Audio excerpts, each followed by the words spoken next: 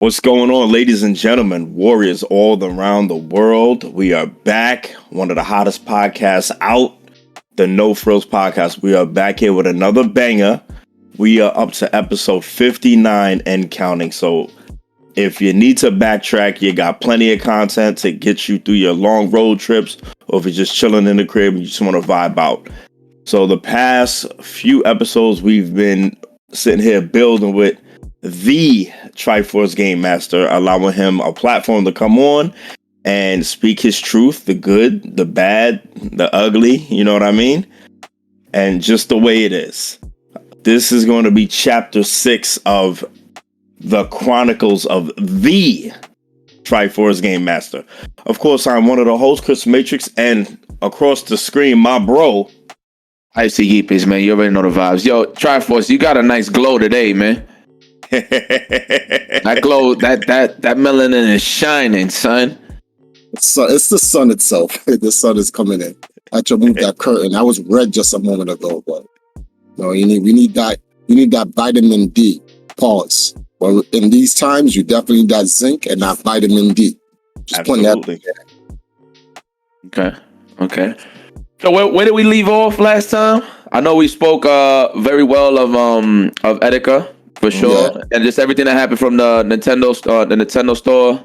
Mm-hmm. Oh yeah. Passing down of the legacy with the being first in line, getting all the Nintendo products first, which was pretty cool. That was actually a pretty cool vid, you know. I'm glad you guys enjoyed it. Yeah. That was really cool, and I actually think that's a great thing for history to know that you was that guy.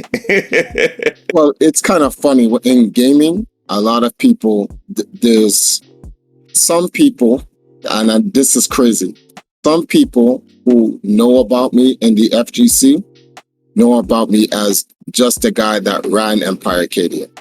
Some guys in the FGC think that I'm some fighting game world champion. And I'm like, okay, no. I've been on it. I've hopscotched on a couple of teams in the team. And they did all the heavy lifting. I got a round or two, didn't make us look bad, and I won a few fighting game tournaments, but no, I'm not that guy. And then there are people who don't know anything about me outside of the FGC. And it was important for me to bring that up. Well, because Nintendo is very much closely connected to the FGC due to Smash Brothers.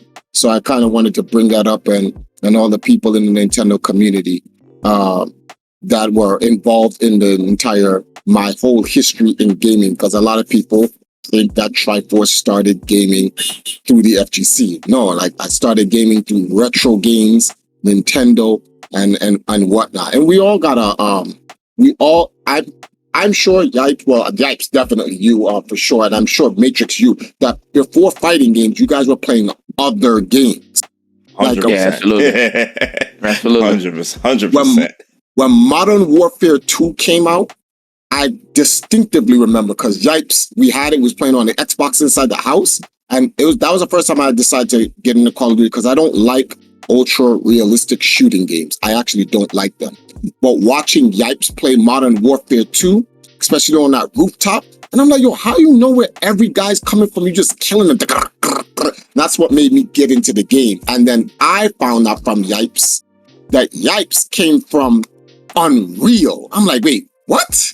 I'm like, he came from Unreal. I'm like, but I thought like you just started playing fighting games. He's like, nah, B, like IFC came from Unreal. I'm like, holy shit. So we all got a past before the fighting game community. A lot of people don't know. They just think, oh, our first set of gaming is just fighting games, and that's not. But before we get into anything, I want to talk about chapter 5. Because I said I was going to do this in the opening. It's very important. Now, I don't know who deleted my comment. Maybe my comment was a little bit it was just too much. But there's a specific gentleman that, the last thing we left off with was with Etika. And I don't think I pushed the point with the Etika situation. And this gentleman decided to comment on the No Frillz podcast, chapter 5. And I'm like, you know something? We need to make an example. And I'm just going to try to make this example as politically correct as possible so all audiences can get this. I want to read something to you guys. And I told you I'd make you famous, my good friend Zachary Saltz. Yes, I told you, B. You see you, and next episode, we're going to talk about you. So, he left this comment on you guys' last one. Triforce has run out of stories, it seems. He sounds like those socially awkward persons that can't talk to a girl while trying to defend his marriage nobody cared about. Wow, dude's attacking my personal life. Hold up, there's more. He says, I thought the point of this was just FGC stuff. He couldn't even use the word pivot. Evolve makes it sounds disgusting. Let's break that down, gentlemen. Let's break this down. So, one. All right. I don't think you know what you're talking about, Zachary, because the No Frills podcast isn't just about fighting games.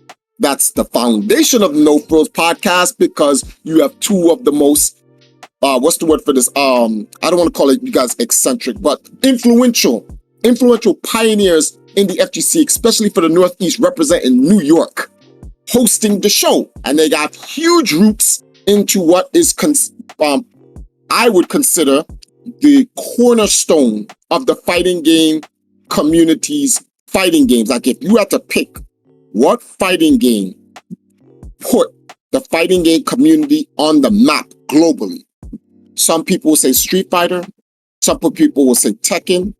Those will be like, oh, it's hardcore, you gotta go King of Fighters. But the truth of the matter is, the game, there's a specific game that when you think fighting game community, that's the first game that pops up in your mind. Street Fighter comes second.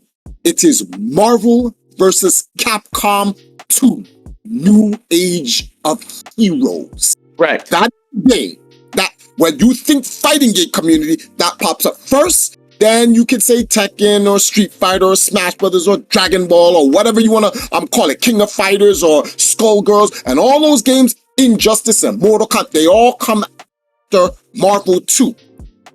That's what it is. So, because of that, these guys who came from that scene, you talk about fighting games more than anything else. But, like the girls, which I talk about all the time, the Valkyries, they are human. They are more than just a particular fighting game or the genre of fighting games. They have lives. They talk about basketball. They talk about politics. They try to stay away from religion, which is smart, but they're human. They have other things to talk about. It is not just fighting games. See, you're talking about me being socially awkward. It's sad that you come on the No Frills podcast only for fighting games. So you're socially awkward. See, while we're over here talking about Scottie Pippen being the greatest basketball player of all time. Now, let me say, I'm trolling you. I was trying to get, I'm just trying to get Matrix up. But there are other things that we have to talk about. So now, you here attacking my marriage. Okay? I can't say I at least was married. I'm married for a second time, but I at least have a marriage under my belt, 13 years, and I have a new marriage, 6 years. So, copping almost 2 decades on a marriage, and you're doing what again? Oh, you're probably that guy from South Park, you know, Carton, the guy sitting with the bare belly and the chips is falling on his stomach while he's sitting there moving his mouth, playing Warcraft with one hand, and he got that nice 20-ounce bottle of Jergens lotion right there, 60% off at Rite Aid, just to let you know. You probably failed No Nut November completely. And in fact, I don't think you made it past day one. You used a whole bottle. Your mother had to go get you another bottle, a whole gallon and shit like that. And that's just you. But you want to talk about my lifestyle. Furthermore, finally, you say I use pivot in the wrong manner. I don't understand how you got the fact that I use pivot in the wrong manner. I don't know what you mean by that. That kind of doesn't make any sense. When I say I pivoted, that doesn't mean I moved away from fighting games. We have 5 whole chapters behind you that shows you the pivot. It took 5 chapters, came in, retro games, started up the team, got everybody together, dominated the fighting game scene, not nationally, globally, not nationally, globally, held it down 10 years. Someone had to post online, what is the GOAT FGC team? I know you saw that, Matrix, and it was like the GOAT FGC team. Now, I answered. I know you answered, but see, I thought even though you answered, I just didn't feel your answer was thorough enough, because I'm like, anyone can just give their answer. The GOAT FGC team, some people said was Evil Genius. One guy said it was Evil Genius. They put Evil Genius, Empire Arcadia. Oops, sorry. I forgot the other team's name that they put in there. But it was Evil Genius, Empire Arcadia, another team, and it was just 3 teams I think they selected from. Was it Echo Fox? No. No, actually, that was funny. The Echo Fox wasn't in there. I was like, wait, how do you skip Echo Fox? Oh, UYU. So they put those 3 teams in there, and I was like, I gotta break it down. See, just in case anyone wants to bring up this debate again, right? Which fighting game team is the greatest team of all time? Now, EG is great. I put EG number 2, right? And I put Echo Fox number 3. The reason why I put Echo Fox number 3 is because Echo Fox ain't even here anymore. Echo Fox is gone. They dissolved the team completely, right? And the bulk of the FGC's championships on Echo Fox came from Sonic Fox. So yeah, it's literally, you could just say it's Sonic Fox. It's okay though, but mostly Sonic for sure. Yes, yeah. I'm not taking anything away from it. That's why I put EG above it, because Right. EG had champions other than just Justin Wong. It wasn't just Justin. So EG has a slew of champions outside of Ricky, Justin, Marn, what's this guy's name? Fire Mage, Chris G. So they have a bunch of people. So, and now that Sonic Fox is on Echo Fox, he's not alone. He has champions as his peers. No, not Echo Fox, EG. I'm sorry. Now that he's on EG, he has champions as his peers that sit beside him. On Echo Fox, it was really just Sonic Fox. Like he was just carrying everyone. Like how Steph Curry is carrying the Golden State Warriors. So now, UIU, and I wanted to give a special mention because I think this team is number 4, right? It's not UIU. Critical Reaction, another Sonic Fox team. But Sonic Fox wasn't the only champion on Critical Reaction. The Critical Reaction had a bunch of other players that was mad nice. It's just Sonic Fox was their main man. That was their Jordan, and whatever the case may be. That's fine. Then you put in UIU. People keep forgetting about Team Mad Cats, Team Razor, Team Age, which was Pelican's team, and whatnot that Chris G was on. Now, why is EMP number 1? People are like, but EMP ain't winning anything anymore. Well, I wouldn't say we ain't winning anything anymore. We just haven't won a world championship since 2013. It's been quite some time, but the Yankees haven't won anything in a decade either. But that doesn't change the fact that the Yankees have 30 championships. And same thing for EMP. We have 13 Evo chips. We haven't won. We made a top 8 2 years ago, and we're looking to, make some changes in the next year or two, especially with Project L coming out. We're going to make a big return, but we're still on the local level, and we're still on the major level, and we're still winning. The reason why EMP is the greatest team of all time is because no other fighting game team on planet Earth throughout the universe dominated the fighting game scene globally for 10 fucking years. Oh. Just wanted to put that out there. And it didn't matter if you were Korean, Chinese, Japanese, Philippines, or whatever knees you were. German, Russian, Polish, it didn't matter. We gave it to our own people. Everyone caught the hands globally for 10 years. 10 fucking years. So I had to express that on the Twitter, that that's what makes EMP the greatest of all time. So, my friend, Zachary Salts, and you have a nice last name because clearly you are salty.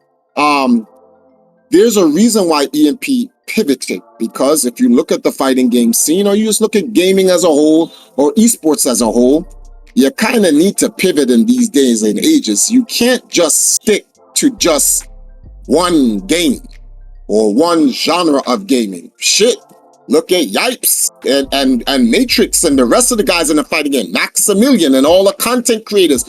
They play other games. Don't get it wrong. Their cornerstone is fighting games, but they play other games and they do other things. It's not just competing in fighting games. See, back then, we used to call people who did that button monkeys. Clearly, you have not evolved. You're still in monkey form. So, but we Saiyans, we're at Super Saiyan Blue, Ultra Instinct, and Ultra Ego. My man, you haven't even turned Super Saiyan yet. You are a low-class Saiyan. That's what you are, a low-class Saiyan. I don't even think you can turn Great Ape if you saw the moon. That's how low-class you are. You ain't a blitz wave in you to turn you into an ape. Means you're a truffle before Planet Vegeta, before the rest of the actual Saiyans came along. You is one of them bitch-made Saiyans. With that done, can we start the No Frills podcast? Yes. Fucking go, man. All right. Floor is yours, and it always will be yours. Just when I told him, I said, you see the next episode? We'll talk about it in the next episode, about me not pivoting. You mad because I'm talking about girls now? Like, what? I should have been talking about, well, actually, I was always talking about girls, but I should have made a better effort to get girls more involved in the FGC. Because I think let me not say because it actually would have taken the effort of all of us. I think if we made, and this is not to say we didn't, but if we made a more conscious effort with the Valkyries, hardcore, like how we was pushing the guys, I think we would have been able to help the FGC and gaming as a whole. We push the girls, but not enough. Not like how we're doing it now. And I'm just glad that we're doing that. You see, guys like this guy right here, what I don't like about him, comments like those divisive comments like that is what makes people, back in the days, that's what made people not want to engage or socialize or host conversations with certain people who had a difference of an opinion on something. So nothing ever evolves or changes because everyone just follows the narrative of the person that they deem is the influencer. So if that person talks, that's who we're going to listen to, right? And it has created so much problems. Guys who know better, other influencers who know better, would literally follow what people say. Now, this is the No Frills podcast, and I'm not trying to create a problem with another podcast or another series, but guys like Ultra David, right? A person who does not like me, which is fine. I don't want everyone to like me. Everyone has a reason why they shouldn't like me or whatever, right? And that's fine with it, as long as we can keep it civil. Like I said in your former show, hate me, but do it honestly. And a lot of dudes hate me dishonestly. They don't actually have a reason to hate me. It's just popular to hate me. Yo, if you don't like Triforce, you're in with the group. I'm like, but dogs, dude, what's the reason for you disliking me?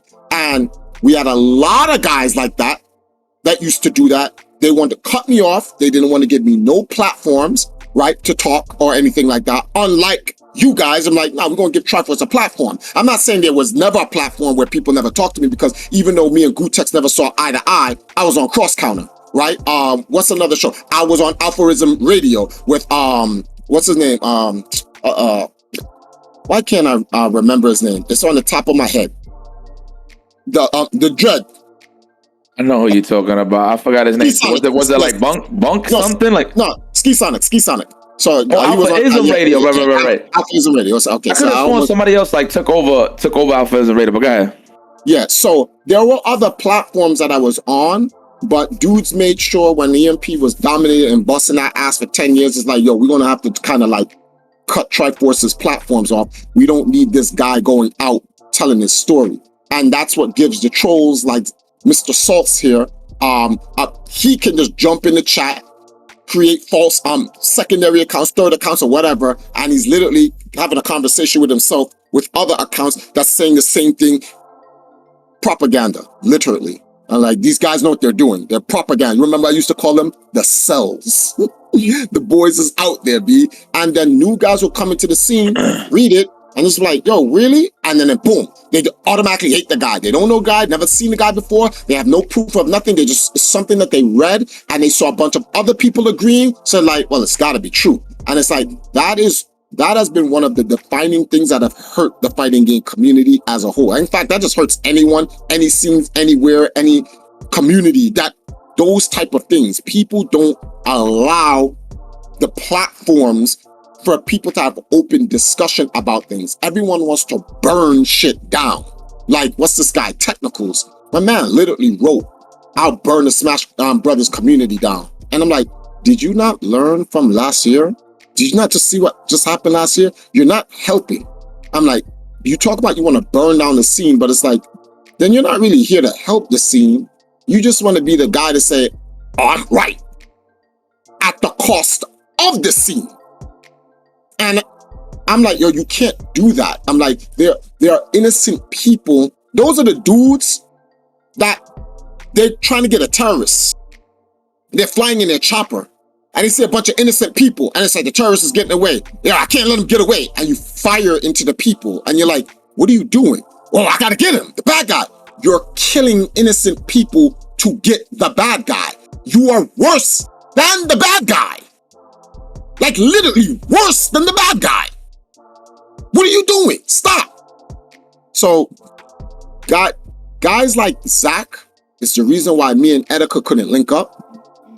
Guys like Zach is the reason why Empire had so many fractions going on throughout its time. And it's sad that it is literally 2 decades later and dudes are still at it. Yo, I'm not exaggerating. It is 20 years later. Like, I was 24 when they started this shit. I am 44. And on the last chapter of the No Frillz podcast, Mr. Saltz is still writing this. This is nuts. When will I be 64? Like, oh, No Frillz podcast is still going. Let me check. Fuck you, Triforce. Oh shit, it's still going.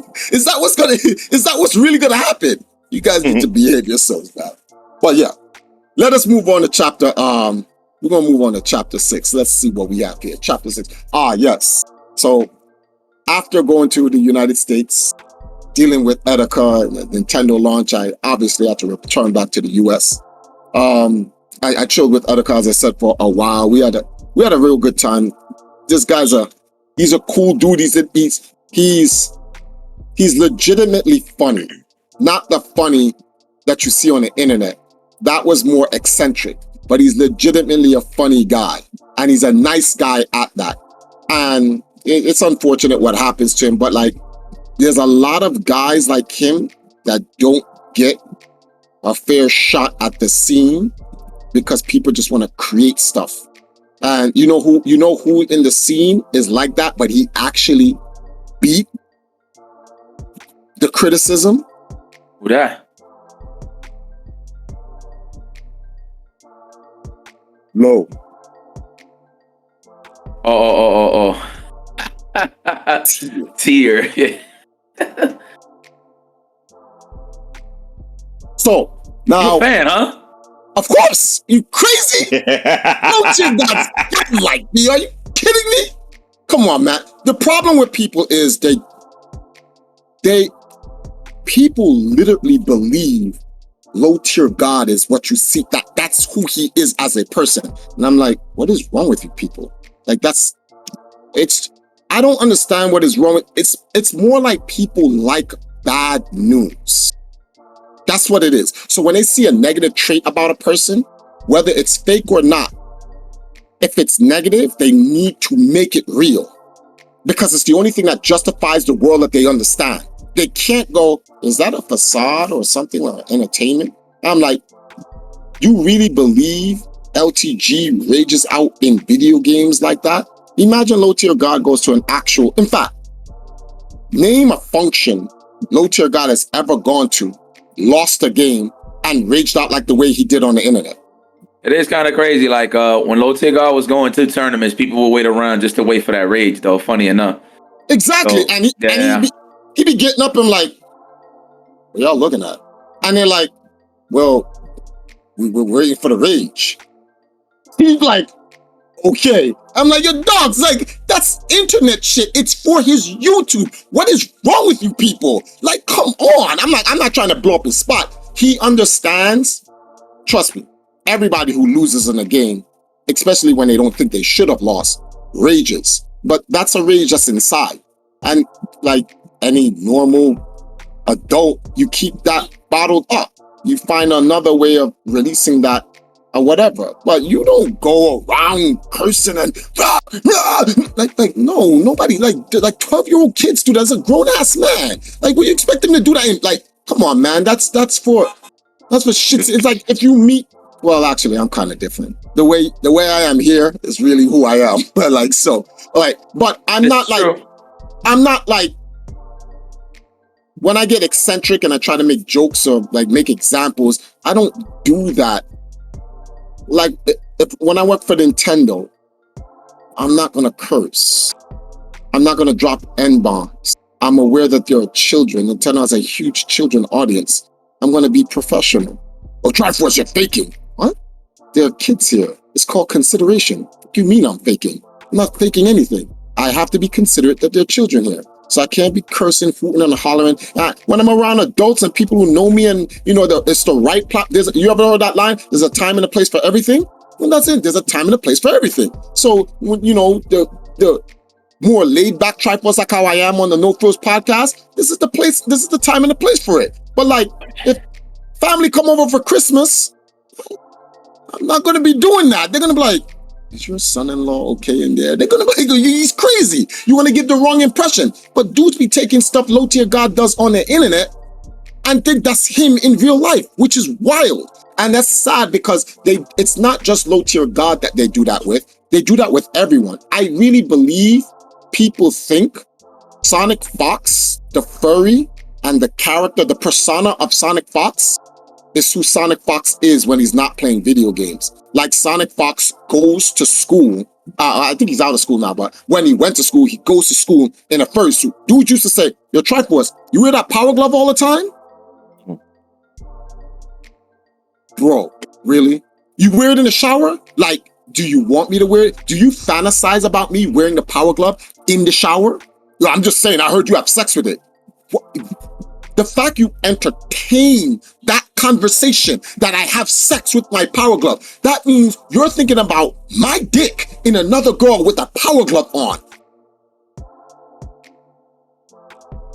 Moving on. So, it's unfortunate. Wait, really quick though, Triforce. Didn't one of them get stolen? My man. I think did we talk about this on one of the No Frillz? Just in case we didn't. Yes, one of them was stolen at a Philly tournament, which bloody fucking bison. Oh. He literally, so give the whole story. And I was angry, but I was also worried. The reason why I was worried is because Red was angrier than me. How do I know how angry Red was? Well, let's start from the beginning.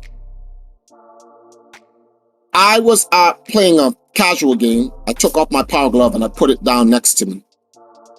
I don't know what was going on, but I started talking to someone. I turned away from my glove. Played the game, talking, was still there. I kept checking on it, was still there. At one point, when I wasn't paying attention, the glove was gone. It was Daisy who was like, Triforce, where's your glove? And I'm like, wait, what?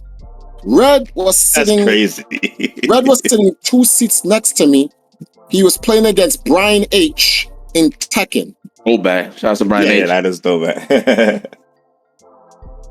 Empress Wildflower was like, why they took your glove for? I was upset. So I was like, you see, this is what I'm talking about. Like this right here, it's the principle behind it. You stole my power glove. Like, the Power Glove is supposed to be, that's like someone stealing Sonic Fox's furry suit. Why would you do that? Like, come on, man. Now you're being stupid. So my wife started crying, which then over-angered me. Like, I was already angry, but now I'm overly angry because I could just buy a new Power Glove. I'm like, so the fucking scumbag that stole my Power Glove, whatever. So Red was playing and Daisy was crying and Red noticed. So Red was like, what happened? Red, she was like, I think it was me or Daisy that told him, but he was in the beginning of, he was in the middle of his match. He was going to his next actual match, like, you know, when you have to pick your character and load up the next screen or whatever, stuff like that. So he was playing against Brian H. I don't know what the score is. I don't know who won the first set. I don't know. It doesn't matter. But he was going into the next set. And I think it's Daisy used to like, someone stole Triforce's Power Glove.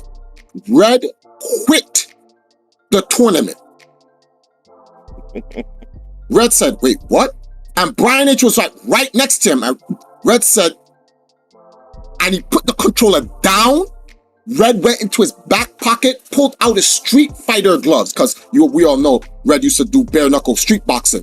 Put it on, and he's like, who the fuck took the... I was like, oh shit, now I'm worried. I went from really angry to worried because I'm like, Red is going to do something, and I got to control Red. Brian H. tried to come and stop Red.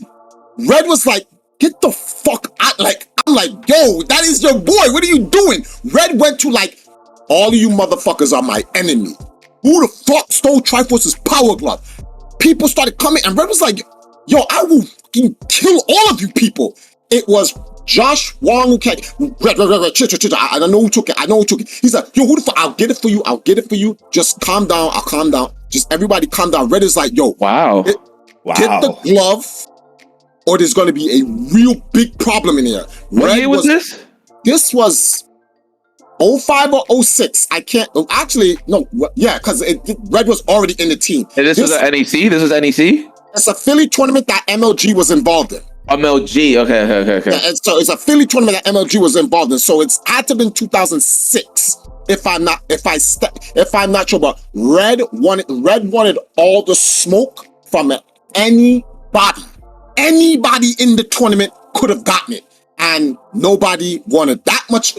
You go to some people who sit there like, I'll fight Red, not that one. That particular Red, I was like, nah, that one I won't fight. I'll skip that one. that one I'll pass. Cause I'm like, how did he get more angrier than I am? And I think the reason why he got angry wasn't really because the glove was stolen. I think he just got really angry because my wife was crying about it. And you know how Red is when it comes to women. Especially Red's situation with his mother. Red has a spot for women. So when you hurt a woman, Red becomes very violent, and rightfully so. So, yes, someone did steal my Power Glove. Josh Wong helped us get it back. We had to take the Metro North to a place called Arcadia. Not shitting you.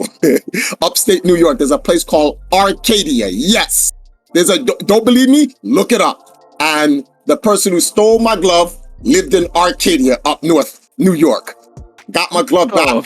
Fuck? Yeah, exactly. Yo, the shit wild. This sounds like I'm just making it up. Don't believe me? Contact, and you gotta get Bloody Bison on your show. You really do. But contact Red and ask him. Red came with me. Red is like, I'm coming with you. I said, it's all right. Red, he's like, nah, just in case. I want to be there for this. I'm like, all right, I'm not gonna tell Red, just in case, you know, what if I get off and a couple of dudes like, yo, we don't like you, Triforce, and try to run set on me. It'd be nice to have Red with me, you know, because, you know, that'd be nice to have Red with me. So I was like, yeah, don't come with me. And we went, and Josh got the glove for us and whatever. But yes, the answer to the question is someone did steal my Power Glove because they just do bitch shit. Like, never found out who it was? Nah, Josh did not want to tell us who. I guess he would tell me, but he never wanted to say who because he knew Red would be like, all right, I know it's him, but then or some side shit. Red, he just didn't trust if Red would go after him. Yeah. Afterwards. So Josh was just like, it's like you're in the hood. A dude rob your chain And like, yo, who robbed the chain? You know, if you tell him that dude's dead. She's like, look, we're gonna keep peace between the set. I'll go get the chain for you. Don't worry about who robbed it. I'll go get the chain from you. He's really protecting that guy's life. Because if they find out, it's on site. So that's what the situation was. So Josh never told. I don't know. I still don't know to this day. So maybe I know people in the FGC know, but it's not relevant. It was at least the situation was, it was taken care of and there was no violence, which is how things are supposed to be done. Did the Power Glove work? No. I cut all the cords to my Power Glove. Yeah, that I remember, because I asked you that question a while back too. I remember that shit. Okay. I just wear it as a symbol, like for the team, like the Emperor has a Power Glove. Do you have a working Power Glove? Yeah, it's in the storage. I have the one in my in this. I showed you guys a Power Glove on the No Frillz, right? No, did I? Absolutely not. In all 5 episodes, I never pulled it out. I would have remembered that. That's some epic shit. I would have remembered that, actually. Uh-oh. You got that shit on the side like a cup of Joe, bro? Oh, yeah, there it is. That's the real thing. And I cut the tape all the time. My man over here singing Super Mario Brothers 3 King Bowser. That was godlike too. That was godlike. I actually like that. Yo, Ruby, if you edit this, can you put that music on? Like that would actually be godlike. But yeah, I carry one Power Glove with me everywhere I go. So I have a total of 17 gloves. So 16 are in the storage. No, 15 are in the storage. Yeah, I couldn't hold myself. Hold on. You need to get the whole Captain N get up. You need to get the belt with the D-pad on there. Yeah, I know. You need to get the gun, the power gun with the holster, and have the Power Glove. Well, I did. Pause. I did that. Remember when I had the black Captain N jacket? I just did. I didn't want to wear what Kevin wore. C&D on, however, got the whole Captain N getup. But I wore the black one. I was like, nah, I'm gonna wear the black Captain N jacket. Because that was godlike that Nintendo even had that. I was like, yo, they got a black version of this joint? And I don't know if people have the pictures. I still keep that picture with me because people like, they never made a black Captain N jacket, Triforce. I'm like, what are you talking about? I have it. I still have it. It's actually in my storage. What are you talking about? I have a picture of myself in it. And people like, nah, because they've seen it before. When there's a picture of me in Nightclan with my back turned and I have the Power Glove on and the gray Captain Nintendo hat, and I have the black Captain N jacket on and it says Nintendo on the back. And then there's one where I'm standing at the Caesar haircut and you see, and it has the N in the front. So for those who don't know, like there's an actual black Captain N jacket. There really is. I actually got it. I wouldn't call it the Captain N jacket. It's just a black Nintendo jacket. It's just that we know Captain N is the only person who ever wore a Nintendo jacket before that had the N on it. So yeah. But anyway, that was that.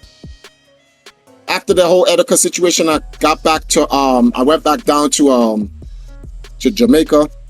As I said before in the last episode with KDZ, I became comfortable with KDZ holding down the FGC department for me.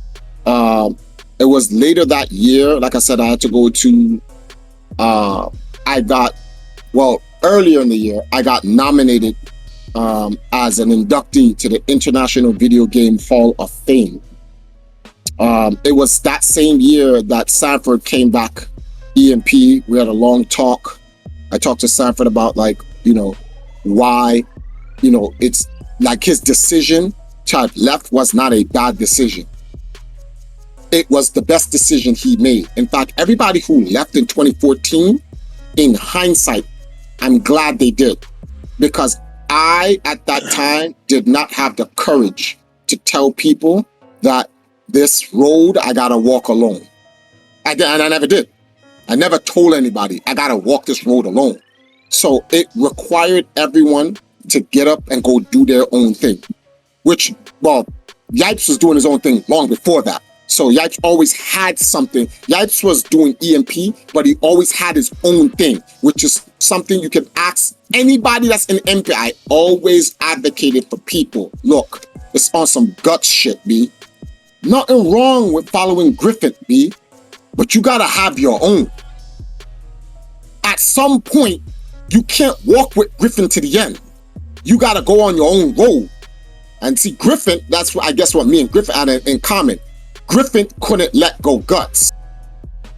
And I couldn't let go you guys. I was like, no, if I lose them, it's gonna... And it's like, at that time, my father was still alive. And my father's like, just like my wife, if you love them, you'll let them go. They're their own individual people.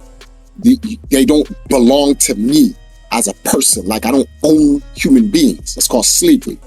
They have their own lives. They have their own wives. They have their own family. And that takes precedent over you. You can't expect them to put you before your family. Would you put your family before them? And I was like, good point. So when everybody broke off and went their own ways, it was best for them because it allowed them a chance to develop as adults and human beings. So like, for instance, right, one of the things Sanford really crafted, like he focused the most on was his craft. Like, even though he'll complain about it, fighting games is his craft. I am so happy for Sanford now, it is ridiculous. I'm more happy for Sanford now, the Sanford of today, than I ever was even when Sanford won a championship. My man has a relationship. He has a good standing fiance. My man's a manager at a job. He works a job. He does all of that. And then he grinds some video games on the side. I respect that. And that's what I always want. That's what makes me happy that you guys didn't turn to dog shit at the end of all of this. Because there's some guilts that I have to go through in my life that I'm thinking like, man, a lot of these guys put 10 years, no, 5 years, 10 years, 15 years, and others 20 years into EMP. What has EMP given to them? I feel like if nothing happens for these guys, there will be a resentment. Like Triforce, I put this much time into XYZ. What did I get from it? So it just, I shit like that, like, bothers me. So when I see you guys blowing up, I'm just happy because I feel like I dodged a bullet. Shit could have been worse. Dudes could have been unemployed. Dudes could have become bums in the street, destitute, dead. I'm like, but I see shit going on in Sanford's life. You guys doing No Flow podcast. Justin just got Lifetime Achievement Award for esports player. He has a daughter. These things brings peace to my heart and make me happy. Some people go, oh, you're just salty. I'm like, nah, B. I'm actually an adult. I've grown up. Like, maybe 15 years ago, me would have been salty about it or whatever the case may be, but definitely not now. I'm glad everything turned out the way it did because I would dread for the alternative. I really would not like that. So I'm glad that you guys are doing your thing. Shout outs to everybody, EMP now and ex-EMP out there that y'all doing y'all thing. I hope you guys are standing up. I hope your heads are above water. And like, especially in this time, y'all know what I mean by that. Like, we losing lives out here. Friends are just dying. And so I don't think people understand that. Like, life, family, right? And true friends are more important than this fucking video game shit. Don't get it twisted. Love me some video games. But it's some fucking video game shit. God comes tomorrow, all this shit's in the garbage for me. All these plots, all this shit, none of this shit matter. God comes, Triforce, you ready? Oh, we out. Throw away that power glove. Oh, this? Fuck out of here. That shit is gone. None of that shit matters. It mattered only just for now. This is a moment in time. Dudes need to get up on their spiritual shit right now because we in the first stages, that first trumpet.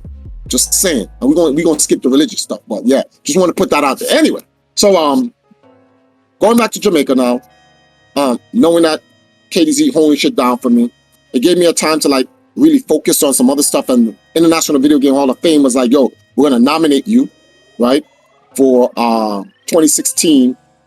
Class of 2016, one of the video game champions. I got nominated for the class of 2000. So ultimately, I won that year. Like I said, in that year, who was with me? Who was in the actual ballot with me? Actually, it's not important because this will actually, me saying this probably would actually create problems. People start thinking, wait, what? That doesn't make any sense. Just know this. To get into the International Video Game Hall of Fame has nothing to solely do with you being a champion. That's not what gets you in alone. It helps. It's one of the things. But to be in the International Video Game Hall of Fame, it's what effect you have in the gaming community and industry. Your effect. How did you affect the scene? That's what determines if you get into the International Video Game Hall of Fame for all of the categories. It is what did you do to contribute to the scene change. And that's a good criteria to look at. I think it was Michael Jordan who had mentioned it. Is like him being in the game of basketball, it's what effect he had on the NBA, which is why people sit down and say he's the GOAT. You can't, there's no way you can sit here and say Michael Jordan did not have a major effect on the NBA, because he did. And that's why I said same thing. Wilt Chamberlain had a major effect. Same thing as bum-ass Shaq. He had a major effect on the league. Kobe Bryant, LeBron James, Steph Curry. These guys have affected the NBA globally. That's how impactful these guys were. So that's the type of stuff that gets you into the International Video Game Hall of Fame. And the International Video Game Hall of Fame, when they nominate me, when I got inducted, I was inducted because of the contributions I did to the retro gaming community in terms of with Walter Day. Being able, because I used to travel around the world promoting Twin Galaxies, Walter Day's Twin Galaxies. So I was trying to make sure that the roots of old school gaming and the origins of esports were properly seeded. Whether I was here in Jamaica, whether I was in France, where I got trapped on an airline, we won't talk about that. Hold up, we gonna talk about that. Because this is no Frillz. So we're going to pull that e-file. I'm going to tell you exactly who fucked me and Dominion over and got us stranded there. It's about that time. Yeah, it's about that time. We going to put that out there. Because for a long time, I was like, nah, I don't want to hurt the French fighting game scene. So I said nothing about it. But we going to talk about that. Shout outs to Mr. Karate, who held down me and Dominion when that asshole fucked us over. But anyway, so the retro gaming community, what I did in fighting game scene, they knew what I did in the fighting game scene is like you formed the most prolific fighting game team of all time, Empire Arcadia. They knew about Yipes, they knew about Sanford, they knew about Desmond, they knew about Justin, they knew about everybody. I was like, what the hell? They knew about all that shit.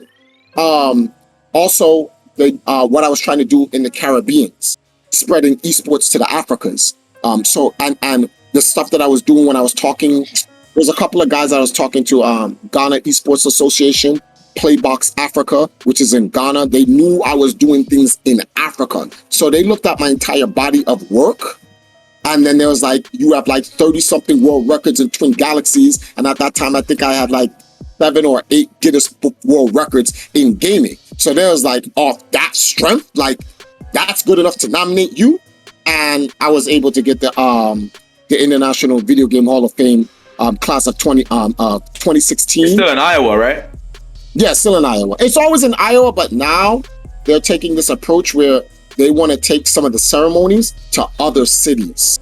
So like the inductions, like everything is stored in Iowa, right? In Ottumwa, Iowa. But they may host an event like in Cleveland or in Free Play, Florida, or in Portland at the gaming convention out in Portland. It all depends. So they have these different things that they get, and some of the people can just go there and whatever. And that's kind of smart because like a lot of people don't know that like the International Rock and Roll Hall of Fame is in a Cleveland airport. The actual museum is in a Cleveland airport. And I was like, holy shit. And like, but when they have the nominations or the event, they'll have it at like bigger places or whatever.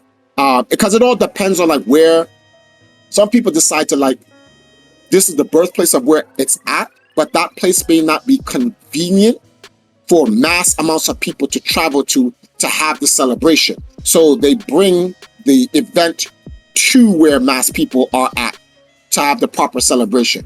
So you're going to see the International Video Game Hall of Fame start traveling around the world, which would be great, because that would be great for them to like go to Japan or go to China, go to Europe, or go to, well, Australia when it opens back up, because all type of shit's going on there. Random, you said like Europe and stuff like that. Did Ryan Hart make the international video? Yeah, he did, right? Okay, he's amazing. Yeah.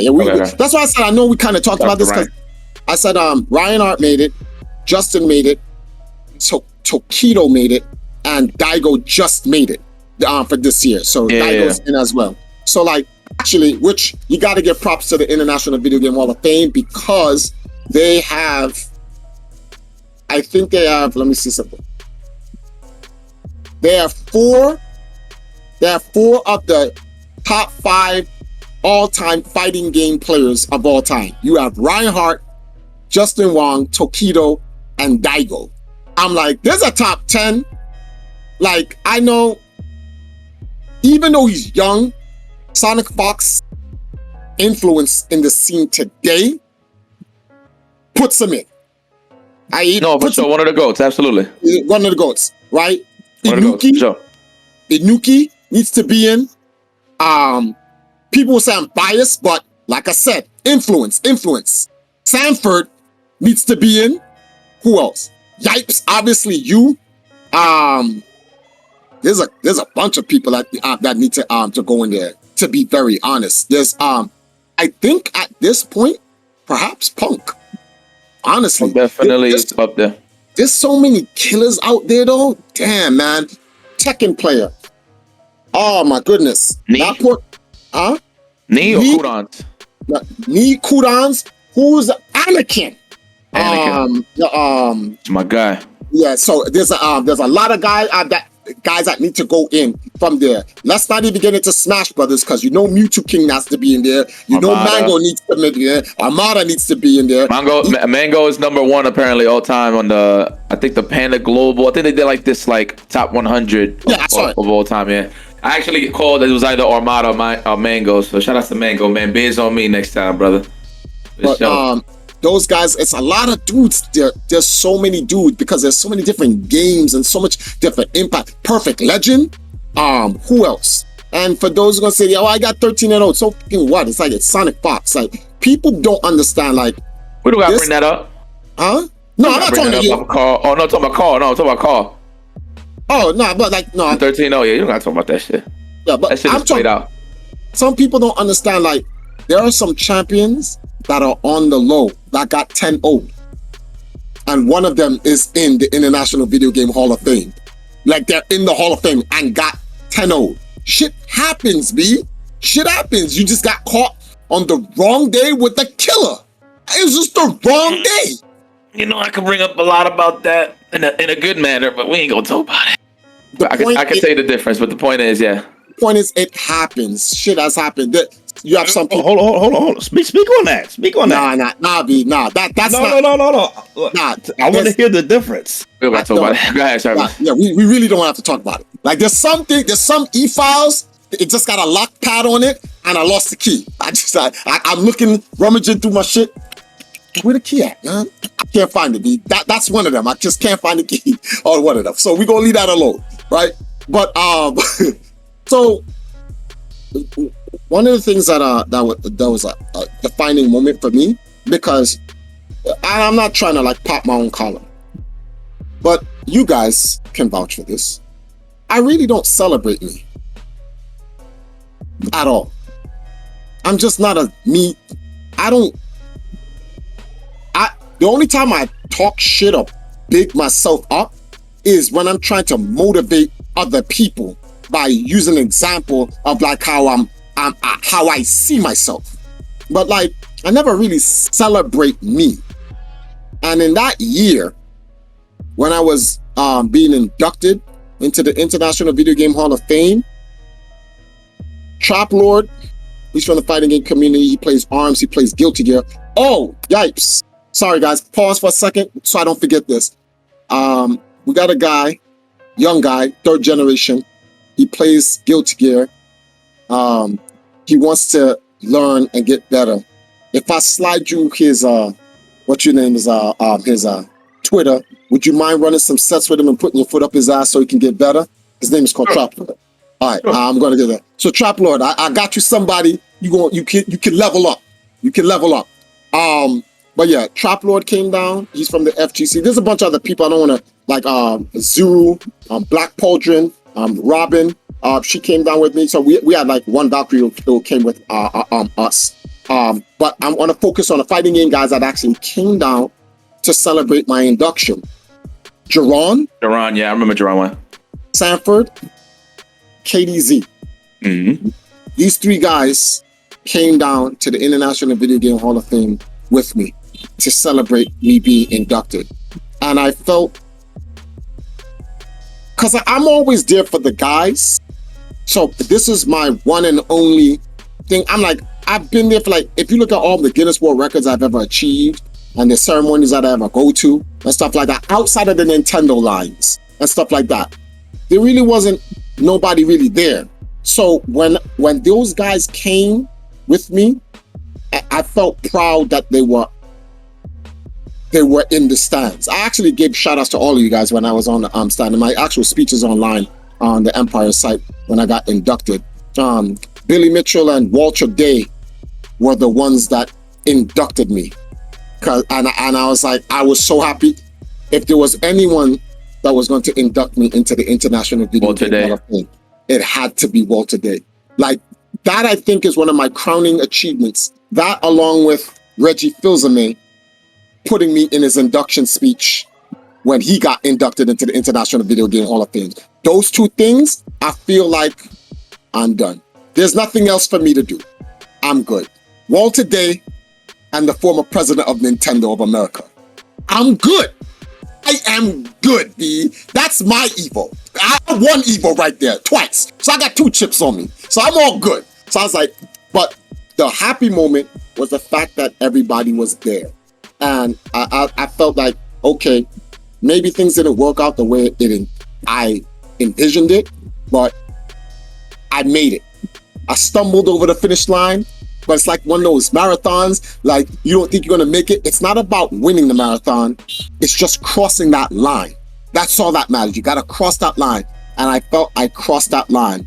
And that's, to me, that was the beginning where I was like, okay, Triforce, this is I don't want to call it the death.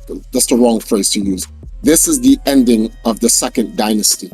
So everything, all the guys from the first dynasty, all the guys from the second dynasty, this is 2017. I'm like, this is the end. I need to prepare for what's coming. I think we did everything we needed to do in America in terms of fighting games. There's nothing more. 13 Evo championships, over 163, if I'm not correct, majors. I don't think, just so you guys know, because I know you guys don't look at the numbers, but I do. I have the literal database that I sent to Guinness. EMP won 100. Bang. Shazam! Uh-oh. There it is. That was an hour already? No shot. Oh yeah, that is an hour. Wow. It happens every hour. Uh-oh. We struggle bus. Why is that a thing? That is a Discord thing.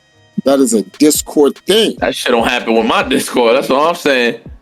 Maybe it's because I'm in Jamaica, to be very honest with you. No. That's not it? I talk to people in Thailand, man. It's probably something with your settings. You gotta adjust the setting. Oh my God, this is nonsense. Okay. We won 164 majors, right? Yeah, 100, but we won 164 majors, but it's not. I'm explaining it wrong because I gotta explain it better than that. There was a year we spoke about this Yipes. you said there was a year we dominated all the majors. Like all of the majors, like we won most of those majors in that year. I think I was talking more so of the team tournaments. The team tournaments was big. Yeah. So we did not lose for the whole year on team tournaments. For the whole year. We won, I counted in 1 year, we won about 30 or 40 majors in 1 year. I see that. And this is across all games, correct? This is, because it's not like people like there isn't 100 something majors. It's like, no. Each major has a certain amount of games. Yeah. And we dominated all the majors in that year that equaled up to that. One time between, this was 2009, 10, and 11, we won 163 majors. Literally. We won a total of like 300 and change lifetime majors. With that amount of majors won, with 21 world championships between all games, 13 of them just being fighting games, I don't believe there's anything else EMP needs to prove. Even if another team eventually supersedes EMP, and that'll be a while before that shit happens, but the only team, the closest team that nearly did it was Echo Fox, but they're gone now. The only team that can do it, that's within reach, is Evil Genius. That's the only fighting game team that's within reach that can actually do it, right? And they have the tools on top of it.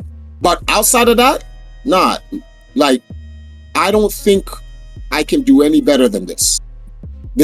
And that's what made me go, all right, Triforce, you're in the International Video Game Hall of Fame, 10 Guinness World Records, the most documented tournament winning video game team in the world.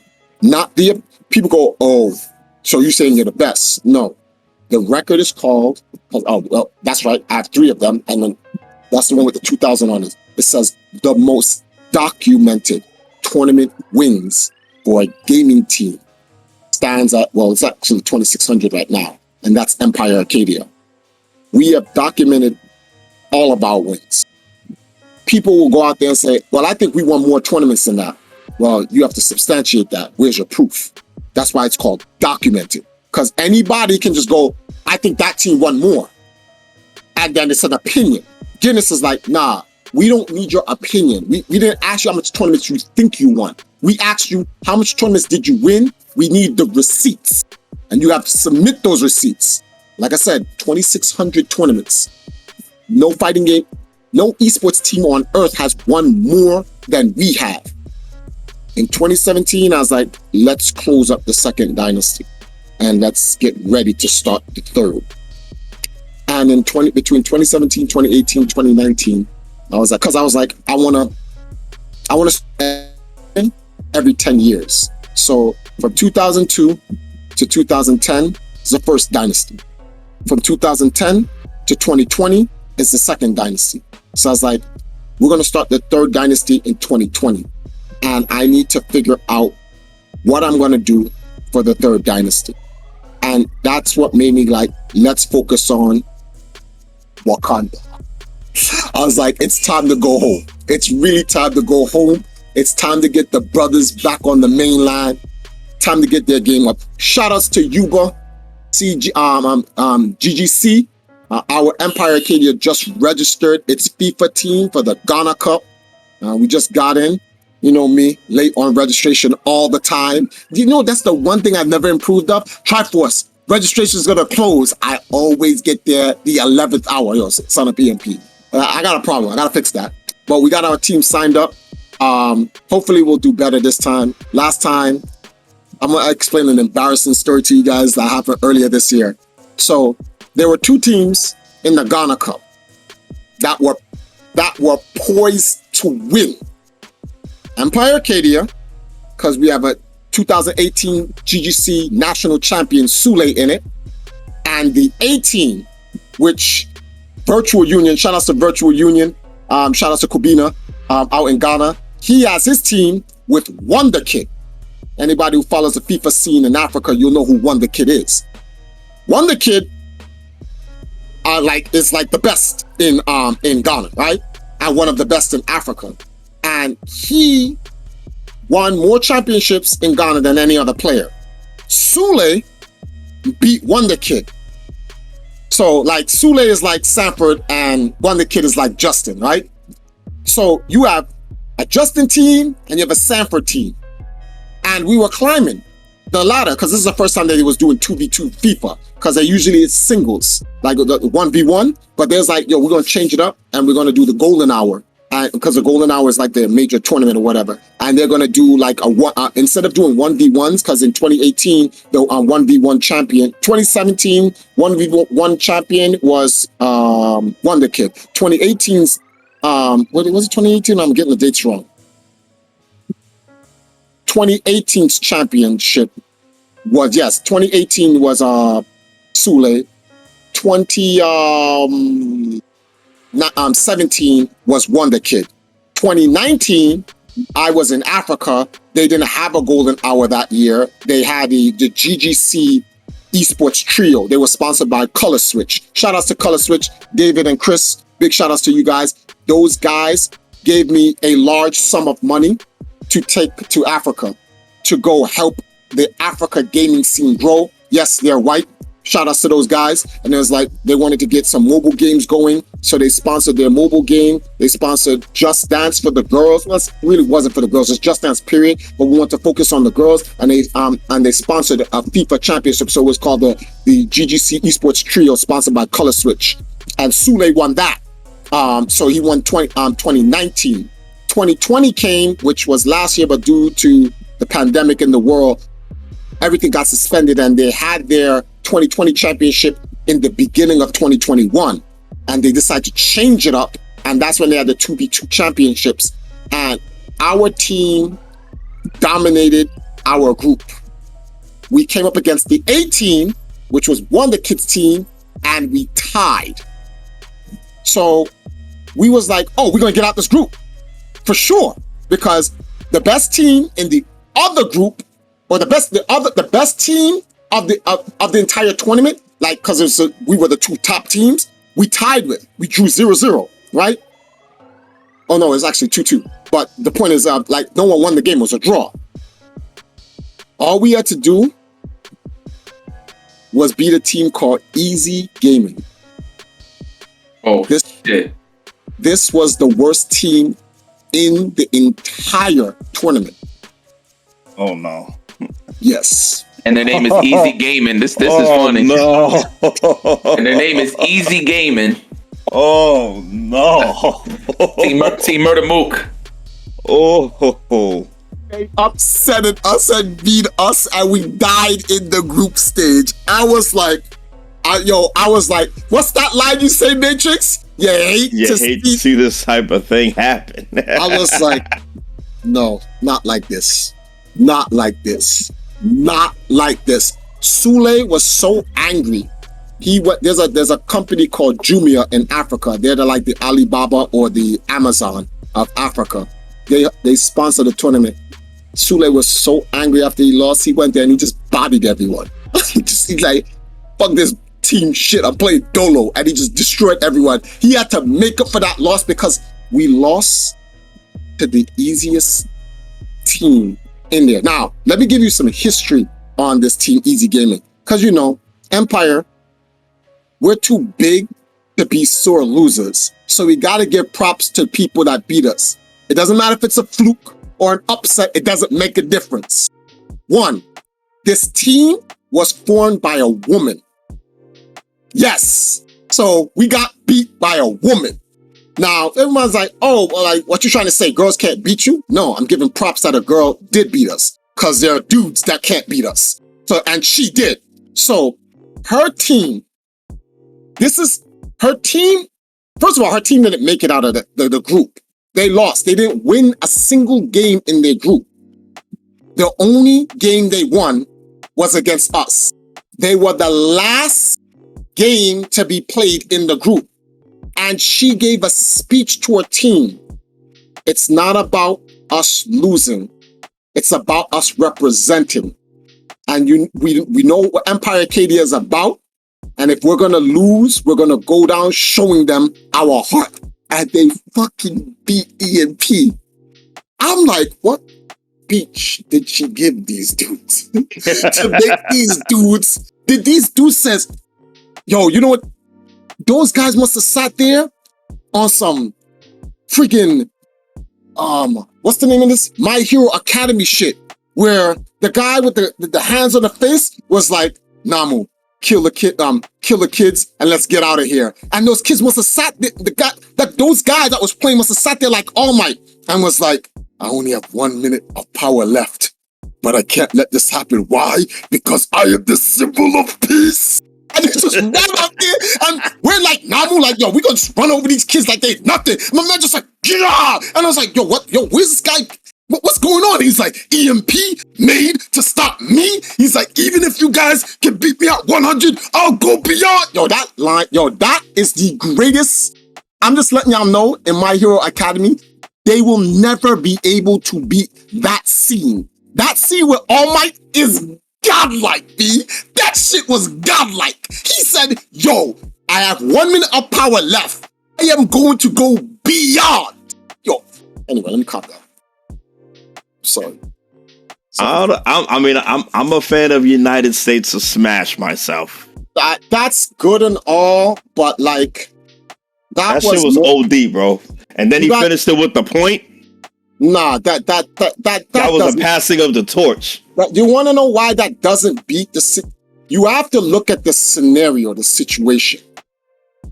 In the United States Smash Punch, his teacher finally said, he remembered what his teacher said. When you think you're at your limit, that's when you go beyond. He already knew that lesson.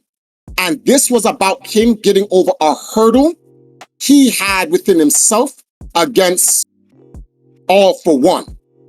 So it was a given he was going to win. The situation wasn't that dire in the sense.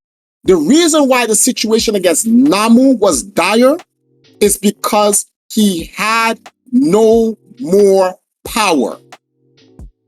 And the kids' lives were in danger. Did you not see when he entered that facility and he tore off his tie and he said, worry not, Might is here. Did you not see the kids, how they reacted? Yo, what the kid with the bubbles in his head, the purple bubbles, and it was like, what was that explosion? And the kids, Mineta, and the kids started crying, and he was like, that's All Might. Yo, I had goosebumps on me, B, because he did it for the children, B. He did it for the children. That shit was ridiculous. When he threw Namu to the ground, and when he landed, you saw his back. He got mad brawling. He was like, hey, villain, did you ever hear? Go beyond, my man. Yo, he grabbed that shit and he said, go beyond. Plus, also when he hit him, yo, my man, you know what's so funny about that? If Namu's ability to absorb did not absorb that punch, All Might could have possibly blew up the entire place. Because if you go back to that scene, you see Namu's body about to explode. That's how much power All Might put into that punch. He was gonna blow up, and that would have been a Nova explosion that would have killed everyone in there. But Namu ate it, and it just blew him into the stratosphere, which then in the next series, in the next arc, Namu eventually landed, which was crazy. He landed in the next arc. He punched him into space, he orbited around, and then that arc finished, and the next arc came in, and Namu landed. That's how hard he hit him. That's why I'm like, United States Smash is powerful, but nah. That punch, man, he did that for the children, B. You see the speech he gave? You see that speech he gave? Yo, All Might's the truth. That's why when people say like Deku's gonna be the greatest, I don't see how he's gonna surpass All Might. I just don't see it. All Might's too much. A symbol of peace. He is too much. I ain't gonna front. That's why they won't kill him. You ever notice that? All Might is all. Yeah, All Might's too much. Sorry about that. So I got caught up into my. But yes, so she gave those guys the All Might speech, and they put their foot up our ass. But So now we signed up for the GGC. So we're going into the 2021. So we're not caught up. They're caught up now. The pandemic had put a delay between the stuff. And this December 3rd, and I think it's 3rd and the 4th. So it's literally like this weekend coming up. We're gonna go back, we're gonna run it back with the 2v2, and our team is registered. So hopefully this time we can get out of our group at the very least. Now if you're wondering, oh, did Wonder Kids team win? Nope. Second upset. They lost in the semifinals. We was like, so the two former GGC champions didn't even win it. This shit is crazy. I don't know. That just goes to show you that Africa has so much hidden talent. Remember, there's 1.39 billion people in Africa. Africa has so much hidden talent. That's why I tell people Africa is the final frontier in esports. And just like in anything, look at the NBA. The NBA is like, yo, we need to start digging up some new players. Where are the NBA at? Africa. A lot of their, what's that? Siakam from Pascal Siakam. Yeah, he's from Africa. Well, actually, Giannis is from Africa, although he grew up from Greek. But like, come on, stop. A lot of these guys, you're gonna start to see a lot of African players, and they are nice. Like, these guys are nice. I saw some dude from the Timberwolves. It's a shame he didn't get that dunk. That would have been dunk of the year. He made somebody really suck his dick on the dunk. It was just terrible. He literally, it was a foul. It was offensive foul because he grabbed the guy's head and pushed his head into his nutsack while he dunked on him. So they call it an offensive foul. But I was like, you know, like in the hood, they're like, damn, he had his nuts on your head, B. That's crazy. That literally was nuts in this man's face. His career is over. The NBA should just get rid of him. You can't have those type of people in the NBA allowing this. That's like that Vince Carter when he dunked on that 7-footer. His career is over. They call it the dunk of death. And I know that's your man's, Yipes. Vince Carter. Yipes put me on to Vince Carter. Vince Carter is the greatest dunker of all time. He has an NBA Jam cheat code in him. Built in. I'm waiting for the next generation. I think it's going to be, who's that guy on the Grizzlies? John Morant. He may... Yipes, you're muted, Mike. Yipes. Fuck? Oh, yeah. Wow. What you said? What? No, I said John Morant. I said John Morant. Yeah. No, I said he just got injured, too. Yeah. Lefty's fucked up. His boomfing game is OP. He needs to behave himself. Is it Jalen Green? Who's that? I don't know if it's Jalen Green. From the Rockets? Is he on the Rockets? There's this guy, he jumps, his head meets the rim. There's only a few people I know that can jump and their head goes to the rim. Vince, his last name is Green. I just don't know if it's Jalen Green. There's only a handful of dudes that can still boom it like that. I mean, Zach LaVine was getting up there like that too. All right, Zach LaVine, Aaron Gordon. Aaron Gordon is ridiculous. You can't be jumping from the foul line and East Bay Funk from the foul line. That when I saw that, I was like, damn. It made me wonder, could Vince Carter do that? Because I don't think anyone in the NBA can do that. I don't think anyone could do what Aaron Gordon did, where he put the ball completely underneath both legs and had both legs extended out and dunk it. I don't know anyone in the NBA that can do that.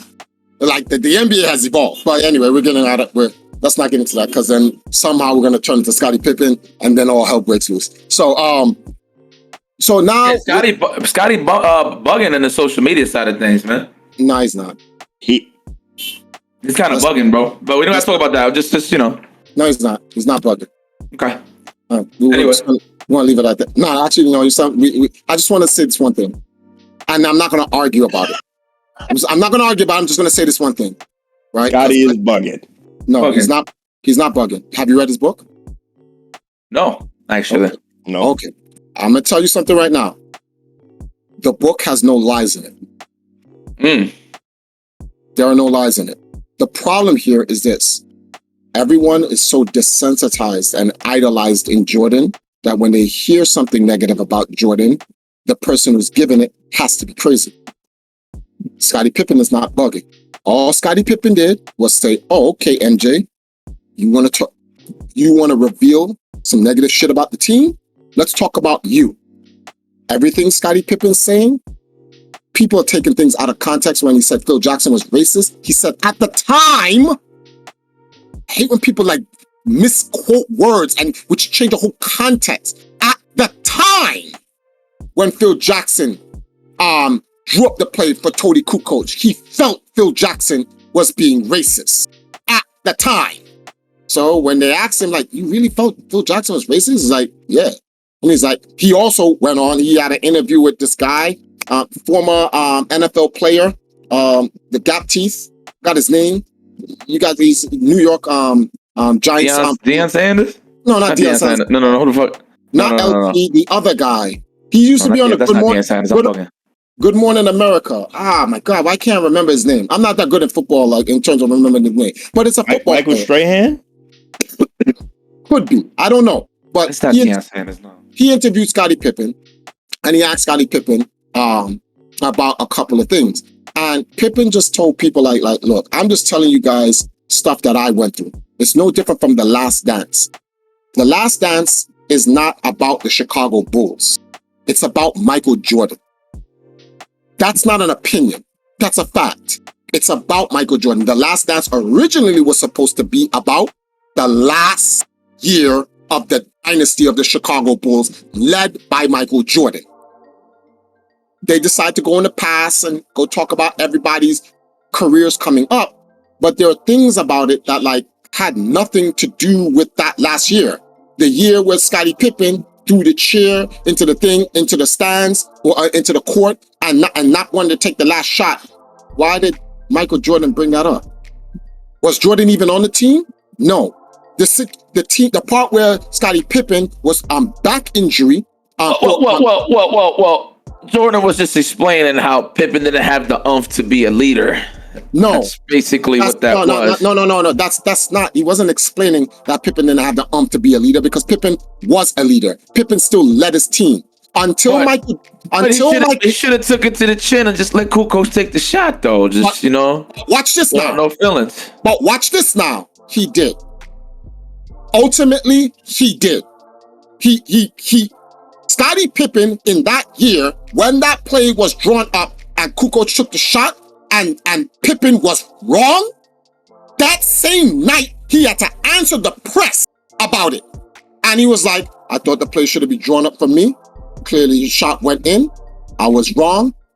Move on. He played the next game and the next game after.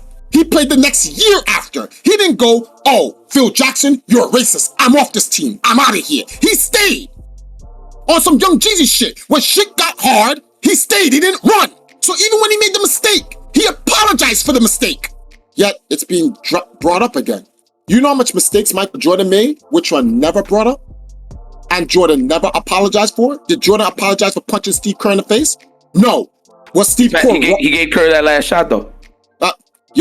Wait a minute. I just... Look what you're doing now. Look what you're doing. You're moving the goalpost. I'm talking about one situation. I got you.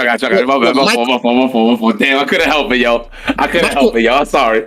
My bad. Michael is wrong. He did apologize to Steve Kerr, though. Okay, but the point is, Michael is wrong. He did something wrong. He apologized for it. Done deal. Scottie Pippen did something wrong. They hold it over his head. Jordan punched Luke Longley in the face. Over some nonsense. It's a little different, though. No, it's no. It's not different. See, this right here is called double standard. No, it's not. It's not. No, this is what I'm saying. That's not the case.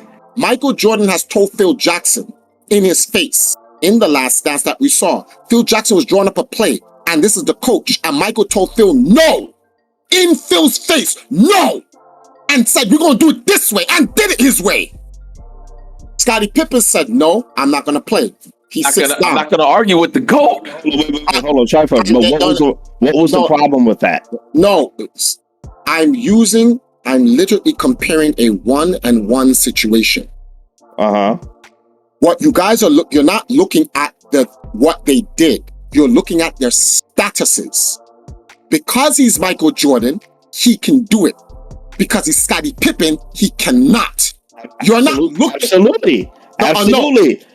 Okay, so there's a reason for that. No, there's no reason for that. Michael Jordan himself has said he has taken many shots. How many shots have Michael Jordan has taken, and those shots did not go in? Yeah, yes, he's missed a lot of shots. Okay, exactly. But what matters is the shots that he made, right? So we forgive him on that. So here's my situation. This is what I'm trying to explain about. This is why I sympathize with Scottie Pippen.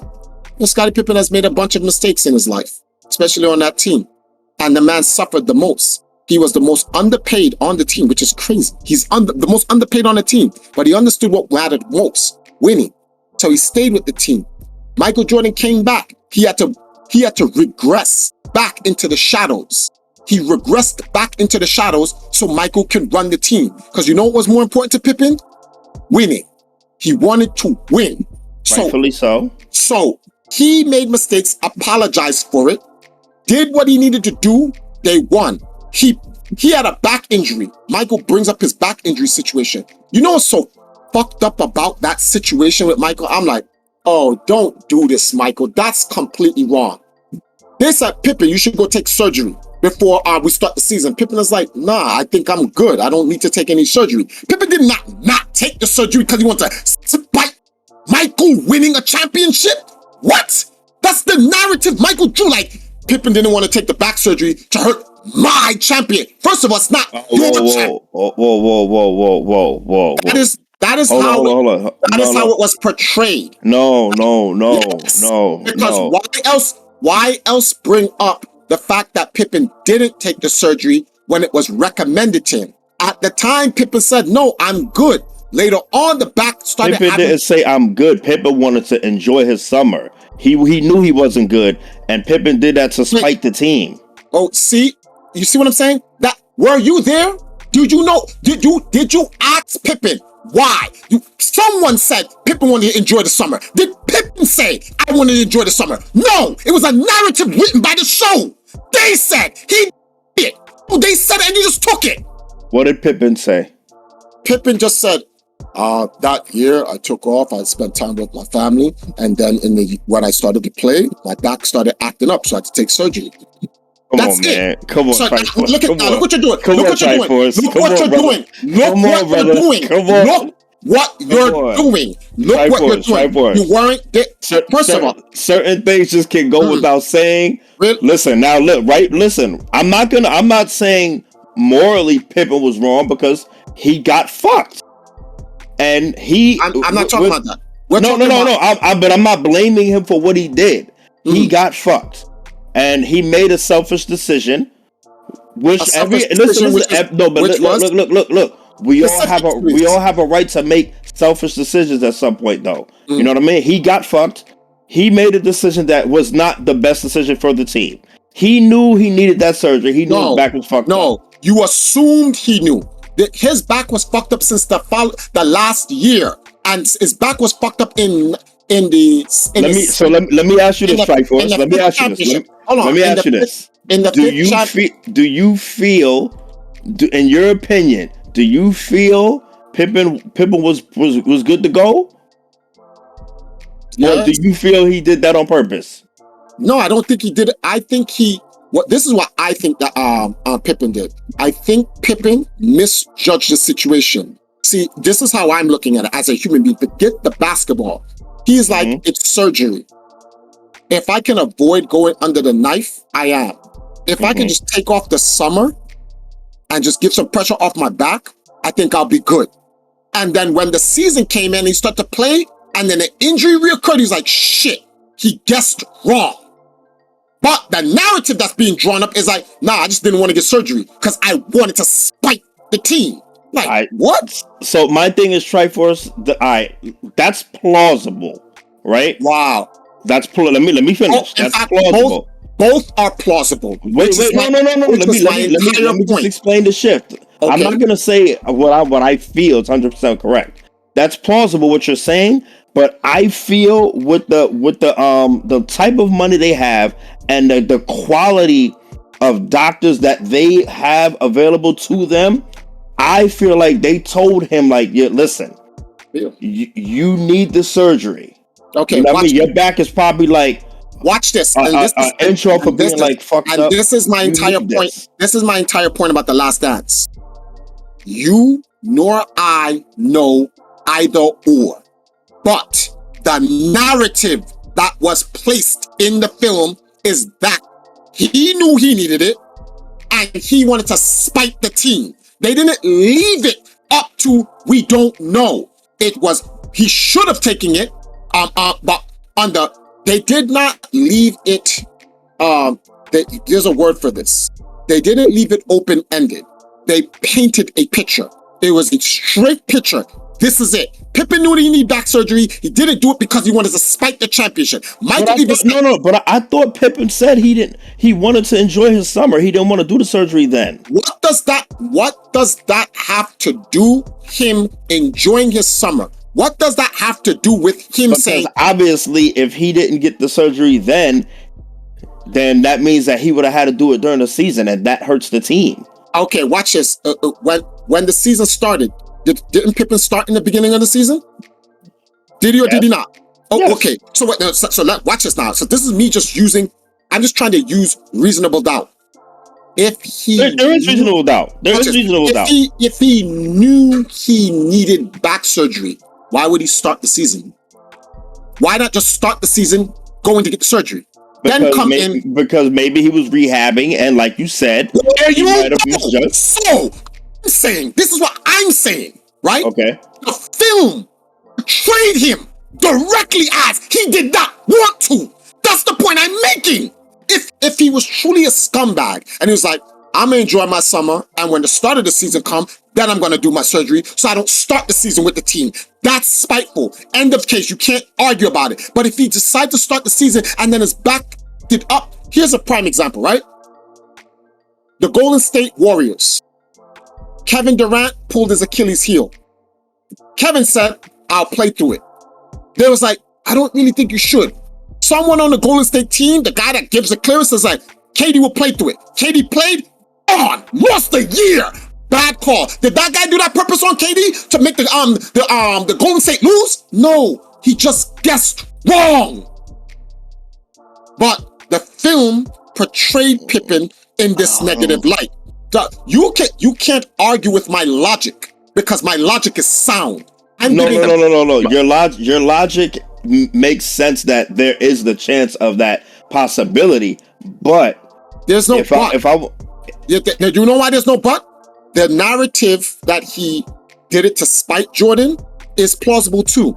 But the narrative that actually he just thought he could get through the season with the back injury is also plausible. You know why? As a professional, why take that chance? What do you mean? Because you don't want to go into surgery. Some people don't want to. Some people, like for me, if I can avoid surgery, I'll avoid it. I don't want to go into surgery. If I can muscle through it, I'll muscle through it. Guess what? In the very last game against Utah, Scottie told Jordan, my back is out. I'll give you everything I can, but you know I can't do shit. I'm just a decoy. Yeah, he was a decoy. And he played his ass off. You can see. Actually never noticed that about Pippen in that game. It's The Last Dance that made me go back and literally go on YouTube and pick out that game. Game 6. I'm like, yo, holy shit. Pippen can't run the whole game. The whole game, Pippen was just like this. I'm like, my man, but no one goes, Pippen is courageous. He played through a back injury for the whole game. But they'll say, Michael Jordan played through a stomach virus or the fever or the flu or whatever. All of these things to blow up Jordan. And the point I'm trying to make is this. It has nothing to do with what wrong Pippen did. The film was not about that. Michael Jordan pointed out everything wrong with the team. From the Coke crew, like even Horace Grant was like, bro, what are you doing? Craig Hodges said it's fucked up. Kukoc said it was fucked up. Steve Kerr said it was fucked up. Horace Grant said it was fucked up. Stacey King said it was fucked up.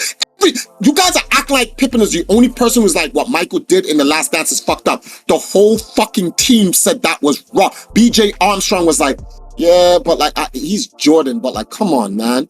And this is the point. Pippen is like, all right, MJ, since you betrayed the team's trust, and I am your greatest teammate of all time, and you betrayed my trust. Let's talk about you, since you didn't talk about you in the film. You're selfish. He was like, Pippen calling Jordan selfish?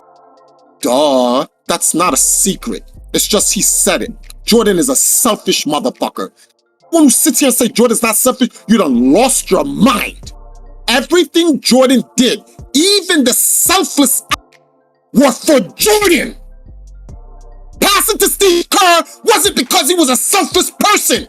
It was for Jordan. Jordan wanted to win. Steve shoots better than Jordan.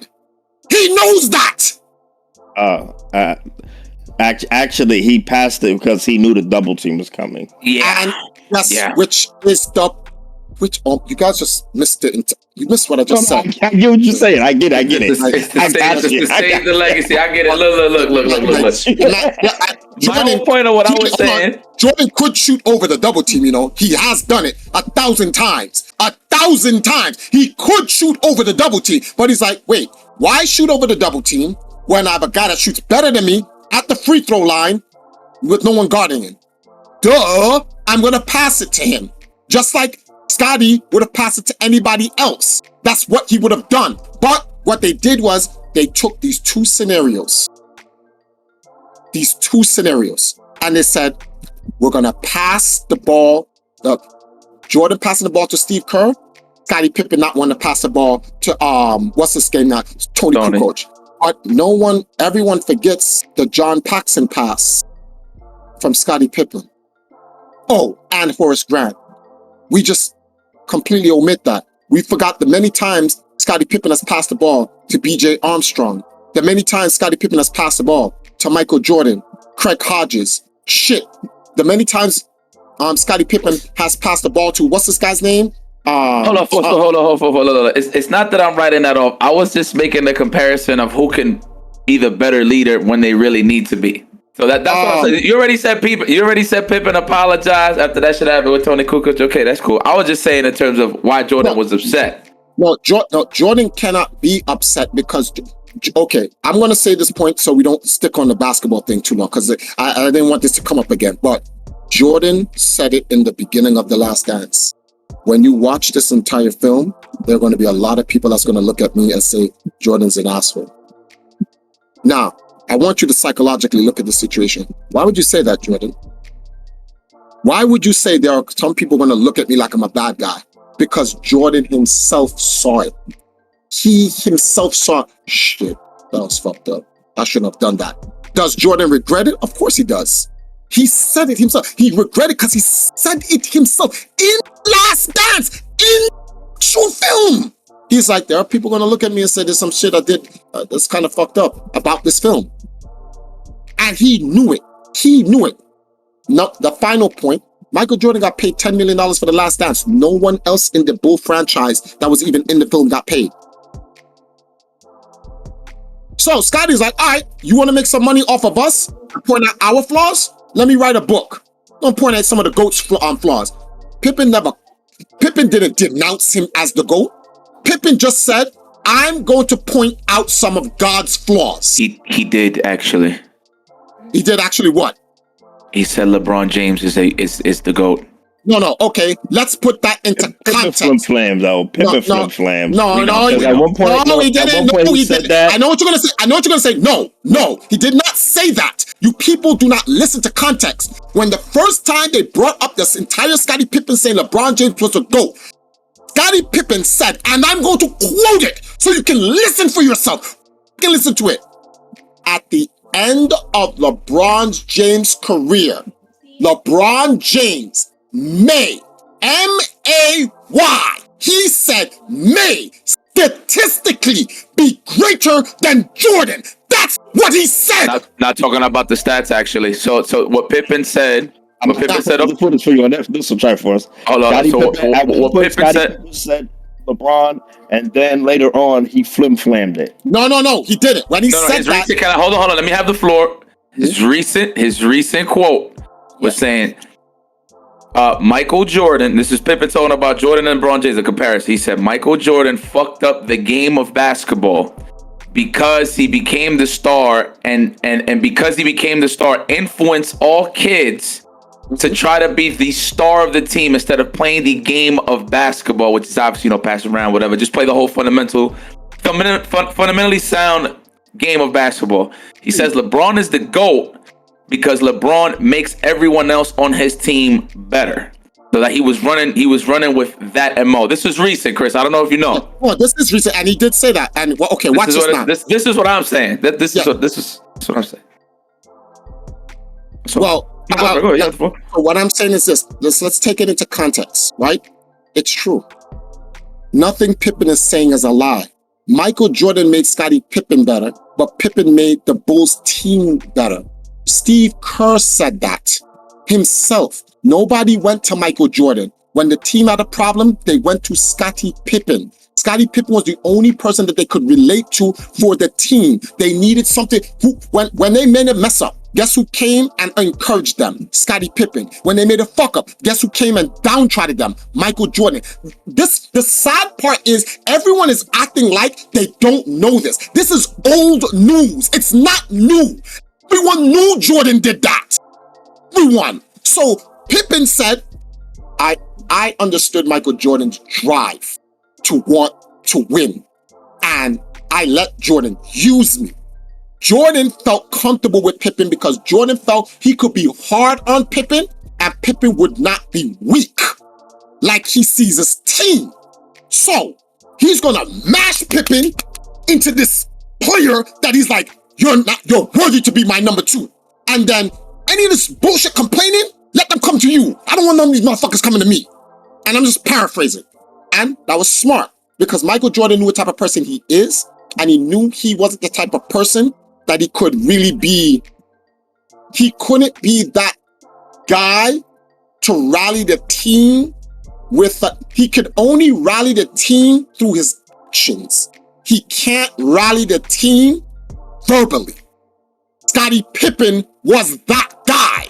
That's who hey, you need some encouragement? This is some encouragement. You see that? Because I'm fucking nice. I'm MJ. And if you can't do that, fuck you. And guys are like, well, I can't do that. Then fuck you. Scottie would come, listen, man, that's Jordan's competitive spirit, man. That's why he's the leader on our team. You just got to support him. Don't take it down, man. Next time I pass you the ball, you'll make the right play. Thanks, Pippen. Jordan knew this. That's what makes Jordan a genius. He knew that. That's why he said, Scottie Pippen is my greatest teammate of all time. Because what Jordan could not be, Pippen would be for him. So Jordan can focus on what makes Jordan, Jordan.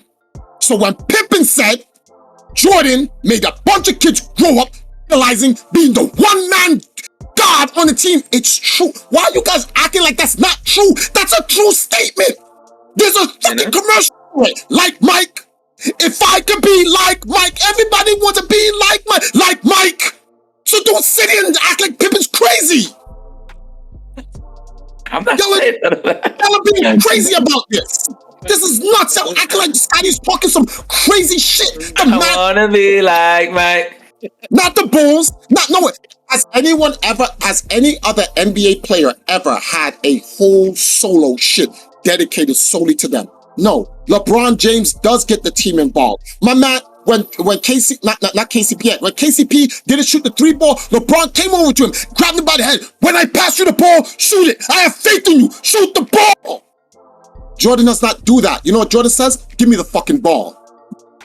Oh, Mike Jordan. My man Jordan the Thanos grabbing the Infinity Gauntlet. Fine. And I'll do it myself. And that's fine. That's not what makes Jordan a bad person. That doesn't make Jordan a bad person. We've accepted that of Jordan. That's why we say he's the GOAT. Because he's like, fine, I'll do it myself. And we're like, damn, that vicious aggressiveness to want to win. I get it. That's what makes him the best. But that does not make him infallible. Even the great sins. And the thing is, everyone's like, yeah, but he's God, so you can't talk about it. And Pippen is like, well, I used to serve next to God, so I'll talk about it. Oh, you crazy, that's blasphemy. And Pippen's like, yeah, well, somebody's got to do it. But reasonable people who look at the situation in totality, see, the thing is, the reason why I can look at the situation in totality is because Pippen committed his sins and he apologized for it already. Michael Jordan has not apologized for his sins yet. And so I'm like, when everybody, yeah, but look at Pippen. We already looked at Pippen.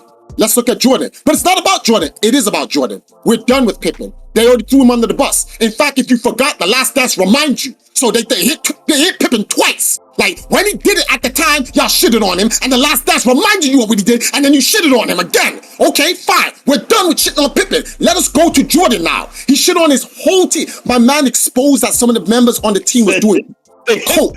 Twice. So I'm like, yo, this is crazy. And how can, and they're, oh, Triforce, you're just a Pippen fan. I'm not a Pippen fan in the regards that, like, I'm not like a fandom. I'm just looking at it from a principle standpoint. Michael Jordan is not above questioning. He is not Yah, the Elohim. Fuck Jordan. He's a fucking man. I'll question that motherfucker any day. Ain't no man on the planet I won't question. Ain't none of them niggas God. So, Jordan will get these hands too. He's the GOAT, but I'll slap the GOAT. He's still a GOAT though. But now, in terms of him saying what Scottie Pippen says LeBron James is the GOAT, Scottie Pippen is looking at LeBron James as an overall player and what he does. Michael won 6 championships. He got 6 finals. None of them reached game 7, right? He always ended the team. It was always Michael Jordan to do the deed. That's fine. But LeBron James has done something Michael Jordan has not done. LeBron James has gone on 3 different teams and brought them championships, and he's made everyone on his team better, or he himself was made better by the team, which means LeBron James is a role player. Why? He went on Dwayne Wade's team, and Dwayne Wade made him better. He took his experience that he got from Dwayne Wade after winning 2 championships and went to Cleveland and made a Cleveland team better. And he won. Not saying that the Cleveland was a bums, but come on, outside of Kyrie Irving, and I guess I'm gonna say Kevin Love was Tony Kukoc, the Cleveland really wasn't that great of a team. It was really LeBron James with their Scottie Pippen and Kyrie Irving and their Tony Kukoc and Kevin Love. That was a squad. And LeBron James took that team and beat the #1 winning the #1 regular season winning team in the world. 73-9. LeBron James. The chase down block or the shot from Kyrie, Triforce? 8, because it always took 2. Okay, good answer. A lot of people are selfish about that. Let me say this. I just have to say this because it always does bother me when people make this statement and they don't look too much into the context. So state what you just stated about LeBron James. Not like the first thing you said. You said he's done something Michael Jordan hasn't, which was and then he went to the Lakers and he won. He went to 3 different teams and won a championship. Okay. 3 different Stop teams. right there. Stop right there. Okay. Mm-hmm. So hold up before you do, because I'm going to show you how Nostradamus I am. You're about to say a point that I think is a point, but it's going to kill your point.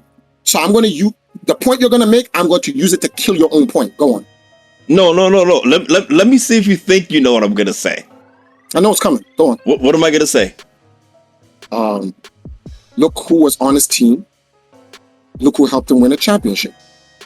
He had AD on the Lakers. He had Kyrie on the Cavs, and he had Bosh and Wade on the Heat. That's irrelevant. People need help. Granted. Okay. This is what I'm gonna say. The fact of the matter is, yes, LeBron has went to multiple teams and won a championship. All right. And they say, oh, Jordan's never done that. He's only won with Scottie. Okay. Do we understand that when LeBron James won, he was always squatted up? That's like me saying, oh, this person won a grand finals in the Marvel 2 tournament with MSP, and then he went and won with Santhrax. Bro, you just traded in one top tier team for another. Don't act like you're going in there winning with Road Colossus Ken. LeBron James is always squatted up. So you're making not that. Whoa. Let me finish. I'll let you finish. Because you're making people are saying, "Oh, these guys would have never won that without LeBron, AD, Kyrie, freaking Bob. They would have never won without LeBron, right?" But when have they ever been on a team where there was 3 All-Stars to where they failed? So here's where wait. I'm not done. If Jordan would have played with that Knicks team, the Knicks would have had a chip. No, that's not correct. That's speculation. No. The reason why that Knicks team could have won. That Knicks, if we had gotten past Jordan, we took them to 7 games. This is what I'm trying to say, and you're not understanding what I'm trying to tell you. You're making the point. I knew you was going to go this route. You are not. You are looking at the talent. You are not looking at the chemistry.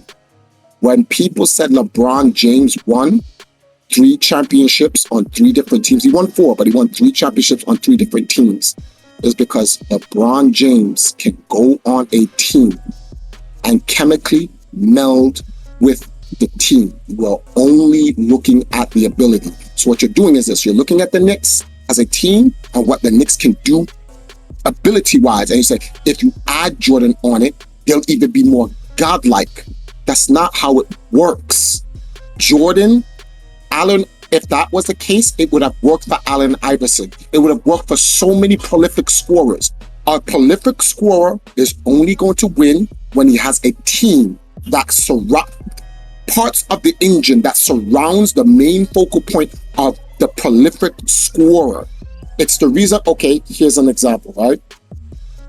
Houston Rockets, James Harden. How many years have James Harden been the most prolific scorer in the Houston Rockets? And the Houston Rockets had a godlike squad. But why can't they win? Why can't they win? Because it just doesn't work. When you have a prolific scorer that you always have to keep going to, and the team chemistry doesn't work like that. Another team. That's incorrect. Whoa. That's incorrect. That's not why they didn't win. They didn't win because wait. No, wait. Let me respond. No. I can't let you go on with that because you're going to create a narrative based on a false statement. So let me correct that. It's not a false statement. Let me show you why it's false.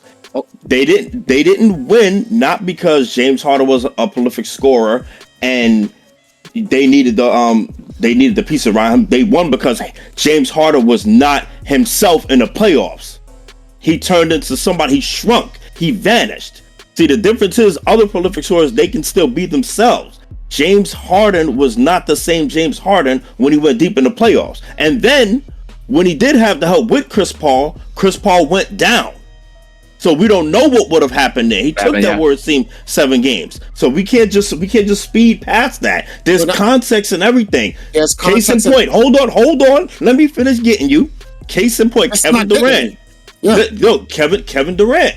Yes, he joined the Golden State Warriors and did what LeBron James did, right? Because Kevin Durant was the reason that Warriors team won the chip. Whether it was corny or not, I do agree it was corny. You know what I mean? But he was the reason they won the chip because prior to that they didn't win. So he went to that team and he melded with the chemistry and he won. Tom, watch this. He went to that team and he melded with the chemistry. Here's something that you're not taking into consideration. Right? The team melded with Kevin Durant. Yes, I'm not disagreeing with that. But the point I'm trying to make is LeBron James is not the only superstar who can pair up with some other talent and win. Kevin Durant would have did it last year too had Kyrie and Harden not gotten hurt. You are making my point. This is not about them. It's about Jordan cannot. Jordan cannot do. What evidence do you have to say otherwise? You don't, because you know why? Jordan was killing. Then the minute he got another All-Star, that was it. So you have no evidence to say he cannot. I have evidence. Jordan's team didn't make it out the first round of the playoffs until he got another superstar, and then what happened? And that superstar understood what Jordan needed. In order for Jordan to thrive, Jordan needs somebody, not a team. somebody that will do what he will not do. Even as a owner right now, Jordan is, remember when Jordan said, I want Russell Westbrook? Jordan is still looking for a ball hog like himself. Russell Westbrook is hurting the Lakers right now. This is a huge mistake that LeBron James is making. Russell Westbrook defense is kind of ass though. That's my point. It's LeBron James keeps thinking, because he's now wired into this area of the NBA. Firepower. If you look at the Golden State Warriors, firepower. You look at the New Jersey Nets, firepower. Everything is firepower now. Nobody plays defense. That's why the Bucks won last year. The Bucks they have firepower, they have adequate firepower, but the Bucks is more about defense. That's what made the Bucks win last year. The Suns, Devin Booker, Chris Paul, that shit is all firepower. And they were up on the Bucks, and then they just said, yo, we need to play defense. And then Antetokounmpo was like, we gonna play defense. I'm triple doubling. 50, 10, 50, 15, and 11. You don't understand what I'm trying to say about Jordan. Jordan was able to do what he was able to do because Scottie Pippen melded with the team. That is not an opinion. That is a fact. Jordan himself said it. So it's not Triforce saying that about Jordan. Jordan himself said it. Jordan knew, I don't need to meld with the team. I just need to meld with Pippen. That's why in The Last Dance, you see Jordan so close to Pippen. He's walking out into the court. Pippen is coming. No, where you going? Training time. He doesn't grab anybody else and go train with them. Pippen, let's go. My man, I need you to know when I'm going to back cut and go for the alley-oop. I need you to know, you're going to be our point guard. I need you to set me up for the offense. Why? Because these other bum-ass burgers on my team, like this idiot 24 Scott Burrell, who think he can beat me, they don't know anything about the game. These guys are bums. And Jordan talks to them like that.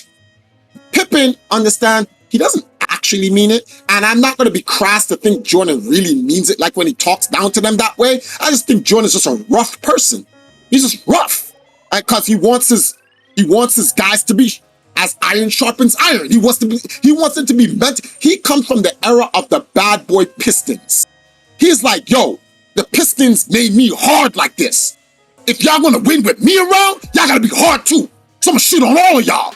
Why don't you shit on Pippen? Pippen was there when I was getting shitted on by the Pistons, when they were roughing us up. He already got beat up in his migraines and all these other excuses he wanted to make up. They already beat him down. He's strong now. That's why you mentioned the comment when you said, oh, Pippen in the second era wasn't the Pippen in the first era, because Pippen went through that. So this second dynasty of the Bulls, they didn't go through that. So Jordan was rough on them. Pippen is like, MJ, you can't be this rough on these guys. They don't come from our class.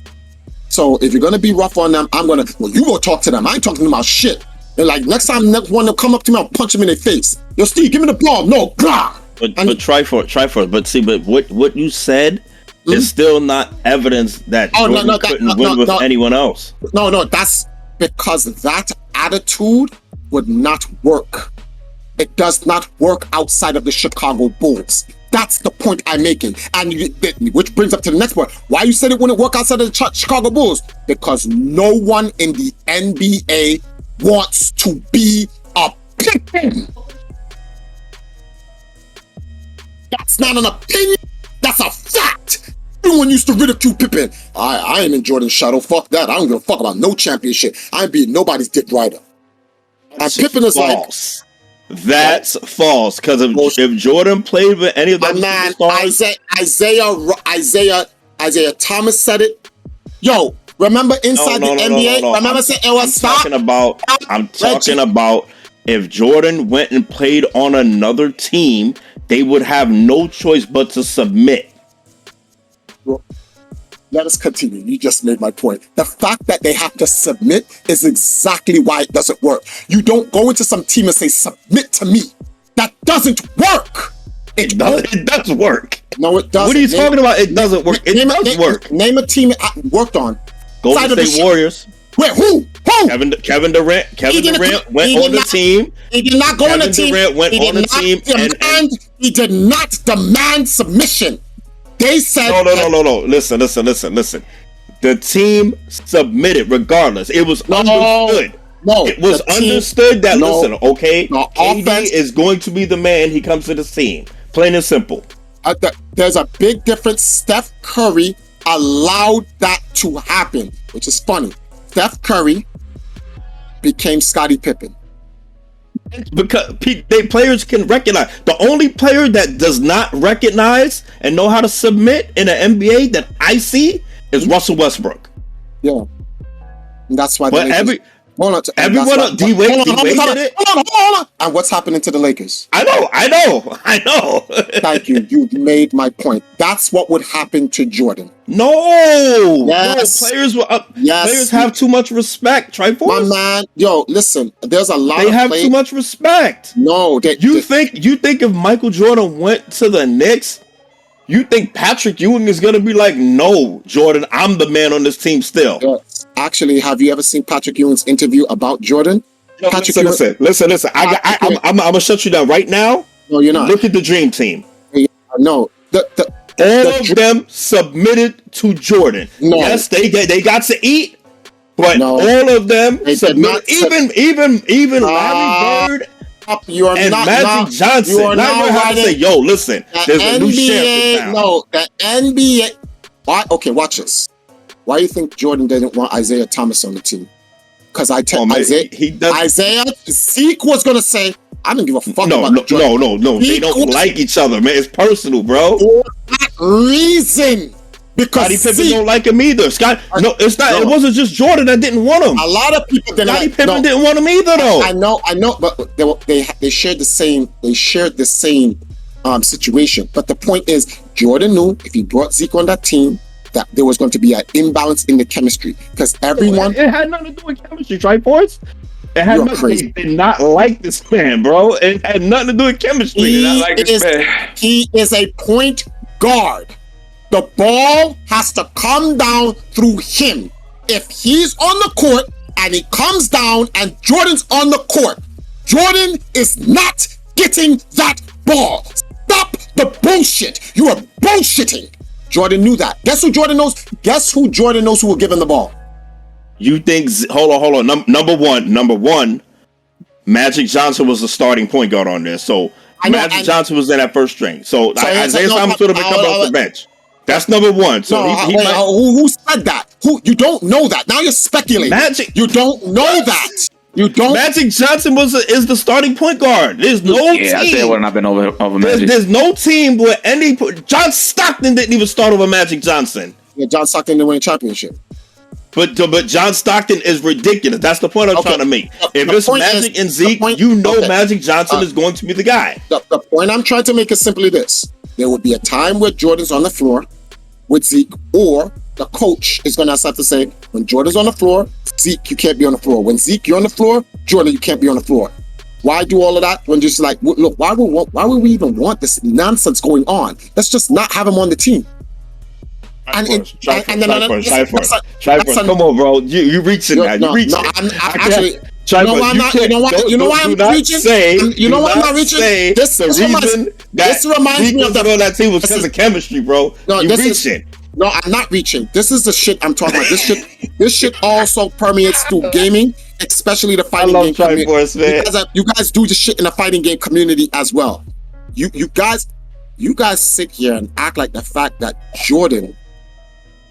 Jordan advocated for Isaiah Thomas not to be on the U.S. Dream Team.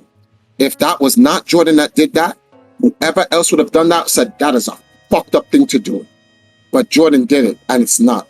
No one sits here. No. What? Nobody says that. Everybody says that was fucked up. Nobody says that, but they just accept it for what it is. After, then you know something that was kind of funny. That was a trap I said. Either way you picked, you proved my point. You're right. Jordan can do fucked up shit, and they accept it for what it is. Pippen does something fucked up, they won't.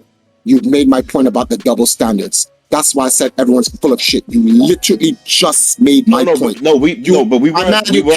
Triforce. We weren't talking about that. No. We've been past that already. Michael we didn't disagree with you on that. No, we didn't disagree. We didn't disagree on the double standard part. We were talking about something completely different. No. If you're not talking about, then if you don't disagree with the double standard part, then nothing Scottie Pippen is saying about Jordan is wrong.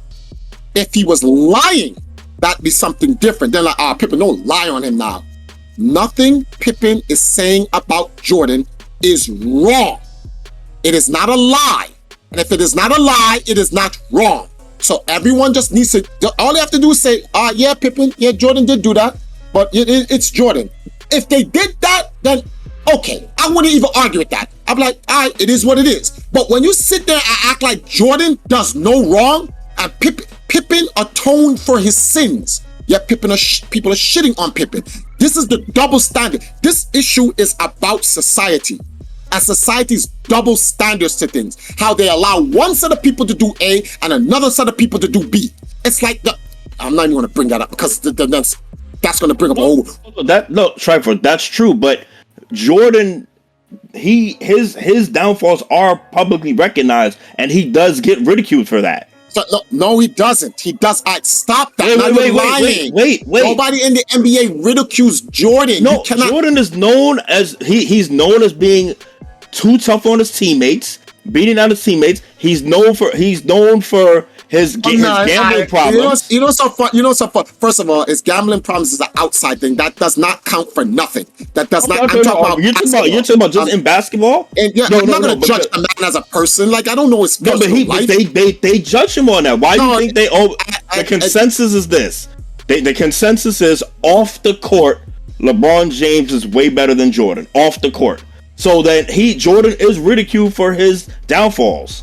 I don't think off the court alone, LeBron James is better than Jordan. I think LeBron. They say Jordan does not speak on the stand up for black civil rights. I don't give a shit about James. We're talking about basketball. I'm just telling you what the consensus is. I know what the consensus is. But Jordan gets ridiculed for his downfalls too. It's a frivolous bullshit ridicule because the NBA, first of all, it's not fair to ridicule Jordan on those type of things because one, the way the NBA is structured today versus the way the NBA was structured back then, you can't put the two together for Jordan to speak.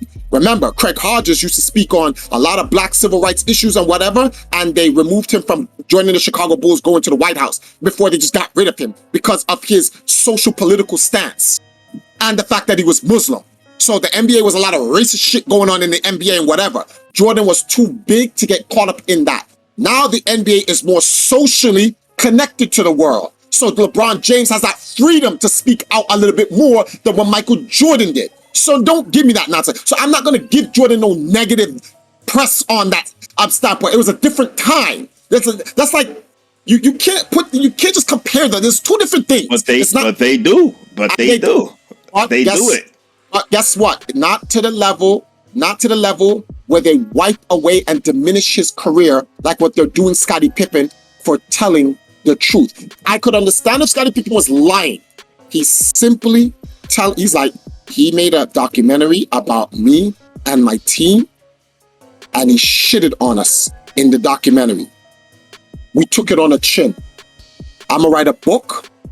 I'm gonna talk on some negative things about Jordan, about Phil Jackson, and some of the other things. It's not like in the book, the entire book talks about the negative aspects of Michael Jordan. He says great things about Michael Jordan in the very same book. He doesn't just trash Jordan. He did to Jordan what Jordan did to him in The Last Dance. But everyone bodies Pippen for it, but they let Jordan rock. He literally just mirrored what Jordan did. And you know why they do it? You can't talk about the GOAT like that, but the GOAT can talk about me like that? Yeah, double standard. That's all I'm saying. Double standard. So by you guys' logic, the little man is always doomed. You know why?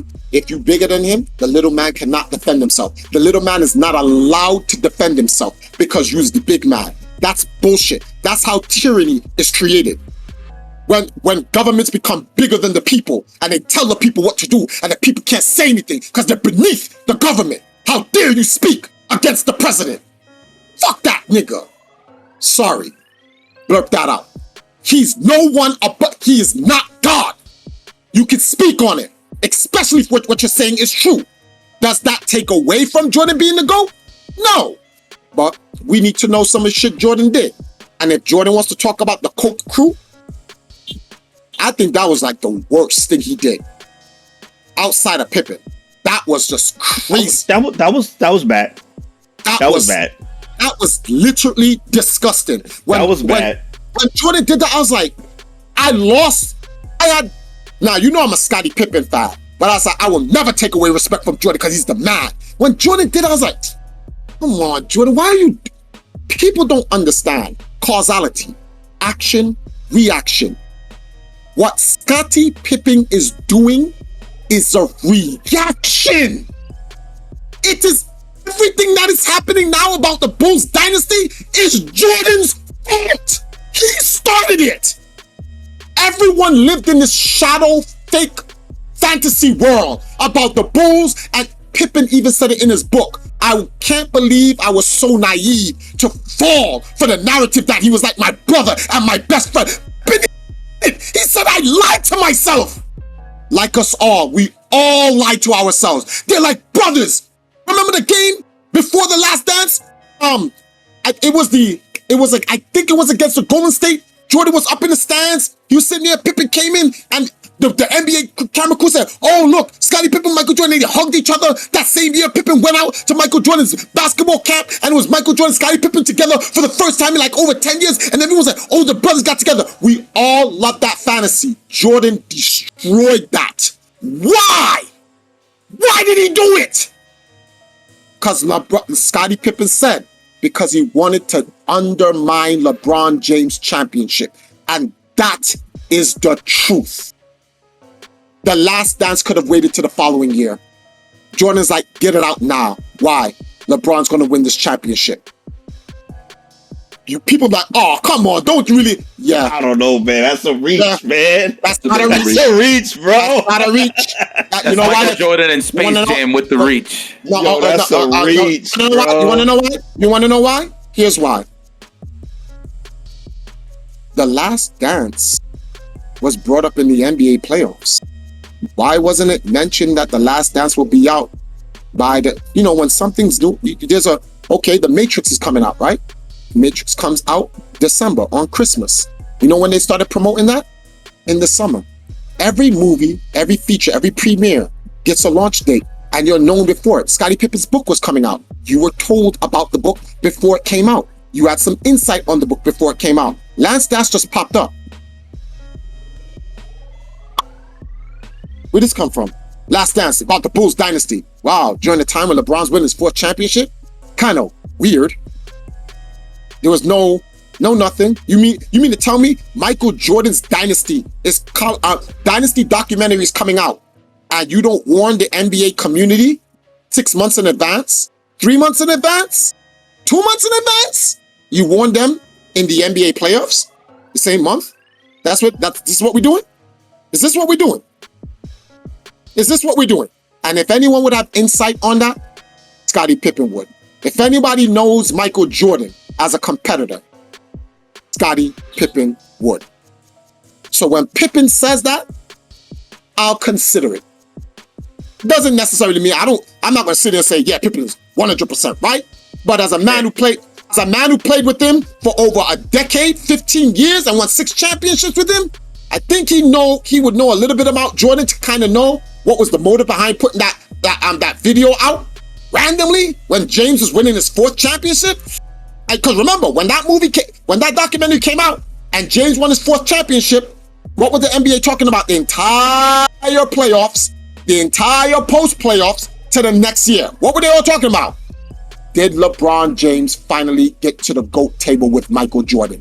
That's all that was being talked about. That's all the NBA. The NBA didn't talk about nothing else. Nothing else. I watched it. You can't tell me I was there. I was like, damn, this is what Jordan wanted. This is when LeBron James wins his 4th championship, have the conversation about Jordan and him. Yeah, and every time they talked about LeBron James winning his 4th championship, what was brought up in the conversation? The Last Dance. Dead ass? This is coincidence? Stop. You're talking to the wrong guy with this coincidental bullshit. Like, I know how industries run. Everything is pre-planned. Nothing is coincidence. Especially me, who run the empire. Oh, I love sitting down and plotting shit for tournaments before it comes up. I plot out everything. I try to, if this situation happened where you think you can do with this, you can move this to over this side and set up this. But that's what corporations do. That's what governments do. Anyone who runs a business, that's what you do. Ask anybody in the chat. When you run a business, that's what it's called forecasting. And if you don't know how to forecast, your business goes nowhere, dies. You have to be able to see the different roads you need to move to, you need to pivot to. If you can't forecast, you remain stagnant, you go nowhere, you die. So don't give me the, oh, I'm reaching. I know what the I'm talking about. And if Scottie Pippen says, Michael put out that video to undermine LeBron James' 4th championship. I put 2 and 2 together. Yeah, that's kind of right. I never even knew about the Last Dance until the NBA playoffs came up. Like, shit, I knew about the Matrix in the summer. Hello. Tell me where I'm wrong. Tell me where I'm wrong. I get you. It sounds. It just sounds like a little bit of a reach. Right. And yes, Michael Jordan did. He did cause that reaction. All I want to say is this. Is Scottie Pippen lying? Yes or no? And if he is, what lie did he make? I can't answer that question because it's really up to how we feel about it. So I can't definitively say he's lying. No, I can't say that. I can't say he's lying. But the thing about Scottie Pippen is he's just giving his opinion on Jordan, just as Jordan gave his opinion on him and his team. There are no lies. The thing is, people don't like Scottie Pippen's opinion. And now they're going to demonize him for giving out his opinion. Well, I'm a true Scottie Pippen fan. And as long as Scottie Pippen does not lie on Jordan, I'll remain his fan. I actually went to Scottie Pippen's page on Facebook and I wrote an entire dissertation about it. Because people were there's like, you ungrateful bastard. Ungrateful, wow. Like, that's, when people write shit like that, they're like, you would have never won anything without 23. And 23 won nothing without him. He's not ungrateful. 23 disrespected him and the team. He created this. Jordan created this. Nobody sit here and act like Pippen just one day got up. Fuck Jordan, man. I'm tired of living in this bum-ass nigga bum-ass shadow. Man, I'm not doing that no more, man. I'm going to go out there. I'm just going to flush him. Pippen was mad cool with him. It was until Jordan did. You know, so funny, when Jordan did that, people went to Pippen and said, Pippen, what do you think about what Jordan said to you? Put yourself in Pippen's shoes. What self-respecting man would allow his best teammate of all time to ridicule him like that? And with that being said, we are going to conclude this episode.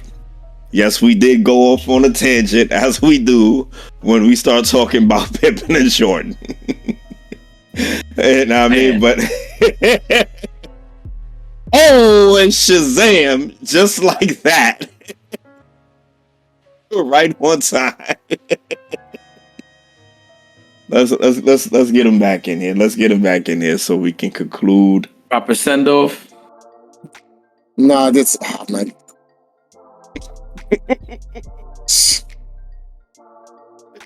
Oh, okay. I'm back. All right, so that is going to conclude episode 59 and another episode of the Chronicles of the Triforce Game Master. I'm upset. I learned a lot about Pippen today, man. I'm upset, man. I'm upset. It's okay. Listen, we wasn't supposed to get this. We wasn't supposed to get to this point. But hey, man, the emotion show, and we want to be passionate, man. Listen, I don't knock it. The point is, and it's not about Pippen. The point here is this: we're using the Pippen situation. You see the shit that happened between him and Michael Jordan. That happens in the FGC a lot. People take top tier players and they weigh them over the lower tier players trying to climb up. And if that games and characters are created, tiers of characters are created because a top tier player will say A, and it does not. It undermines the low tier player to keep the top tier players on top. And any low tier player that questions a top tier player gets demonized by the scene. And this is perpetual throughout all of society. And it's ridiculous that society allows this to happen. They really need to stop this from letting this happen. People need to, the point I'm trying to make is this. If there are two opposing opinions on things, People need to sit down, have an open mind, listen to both sides, listen to all contexts. Stop allowing your opinion and your feeling about something that you like this player cloud your judgment from the topic at hand. That has created so much destruction in all scenes: gaming, business, families, marriages, sports teams, throughout all of humanity and all of civilization. And they really need to stop it. I know you guys think we're just talking about, oh, this is just a Scottie Pippen thing. No, that's such an infinitesimal fragment of what goes on throughout all of society. Nobody has critical thinking. Nobody wants to think. I remember when I came into the fighting game community, that's how I got judged. Who is this Jamaican-looking idiot wearing a power glove? Do you play fighting games? No. Have you won a fighting game championship? No. Shut up. You don't know nothing about the FGC. Yet then I built the greatest dynasty in the FGC. All right, and we gotta close. We gotta close. We will be back. As you can see, there's a lot on the chest that needs to come off. But we gotta go right now. We're gonna close out. Yipes, you have anything you want to give out? Stay tuned, man. Stay tuned. Stay tuned. All right, guys. Peace. Okay.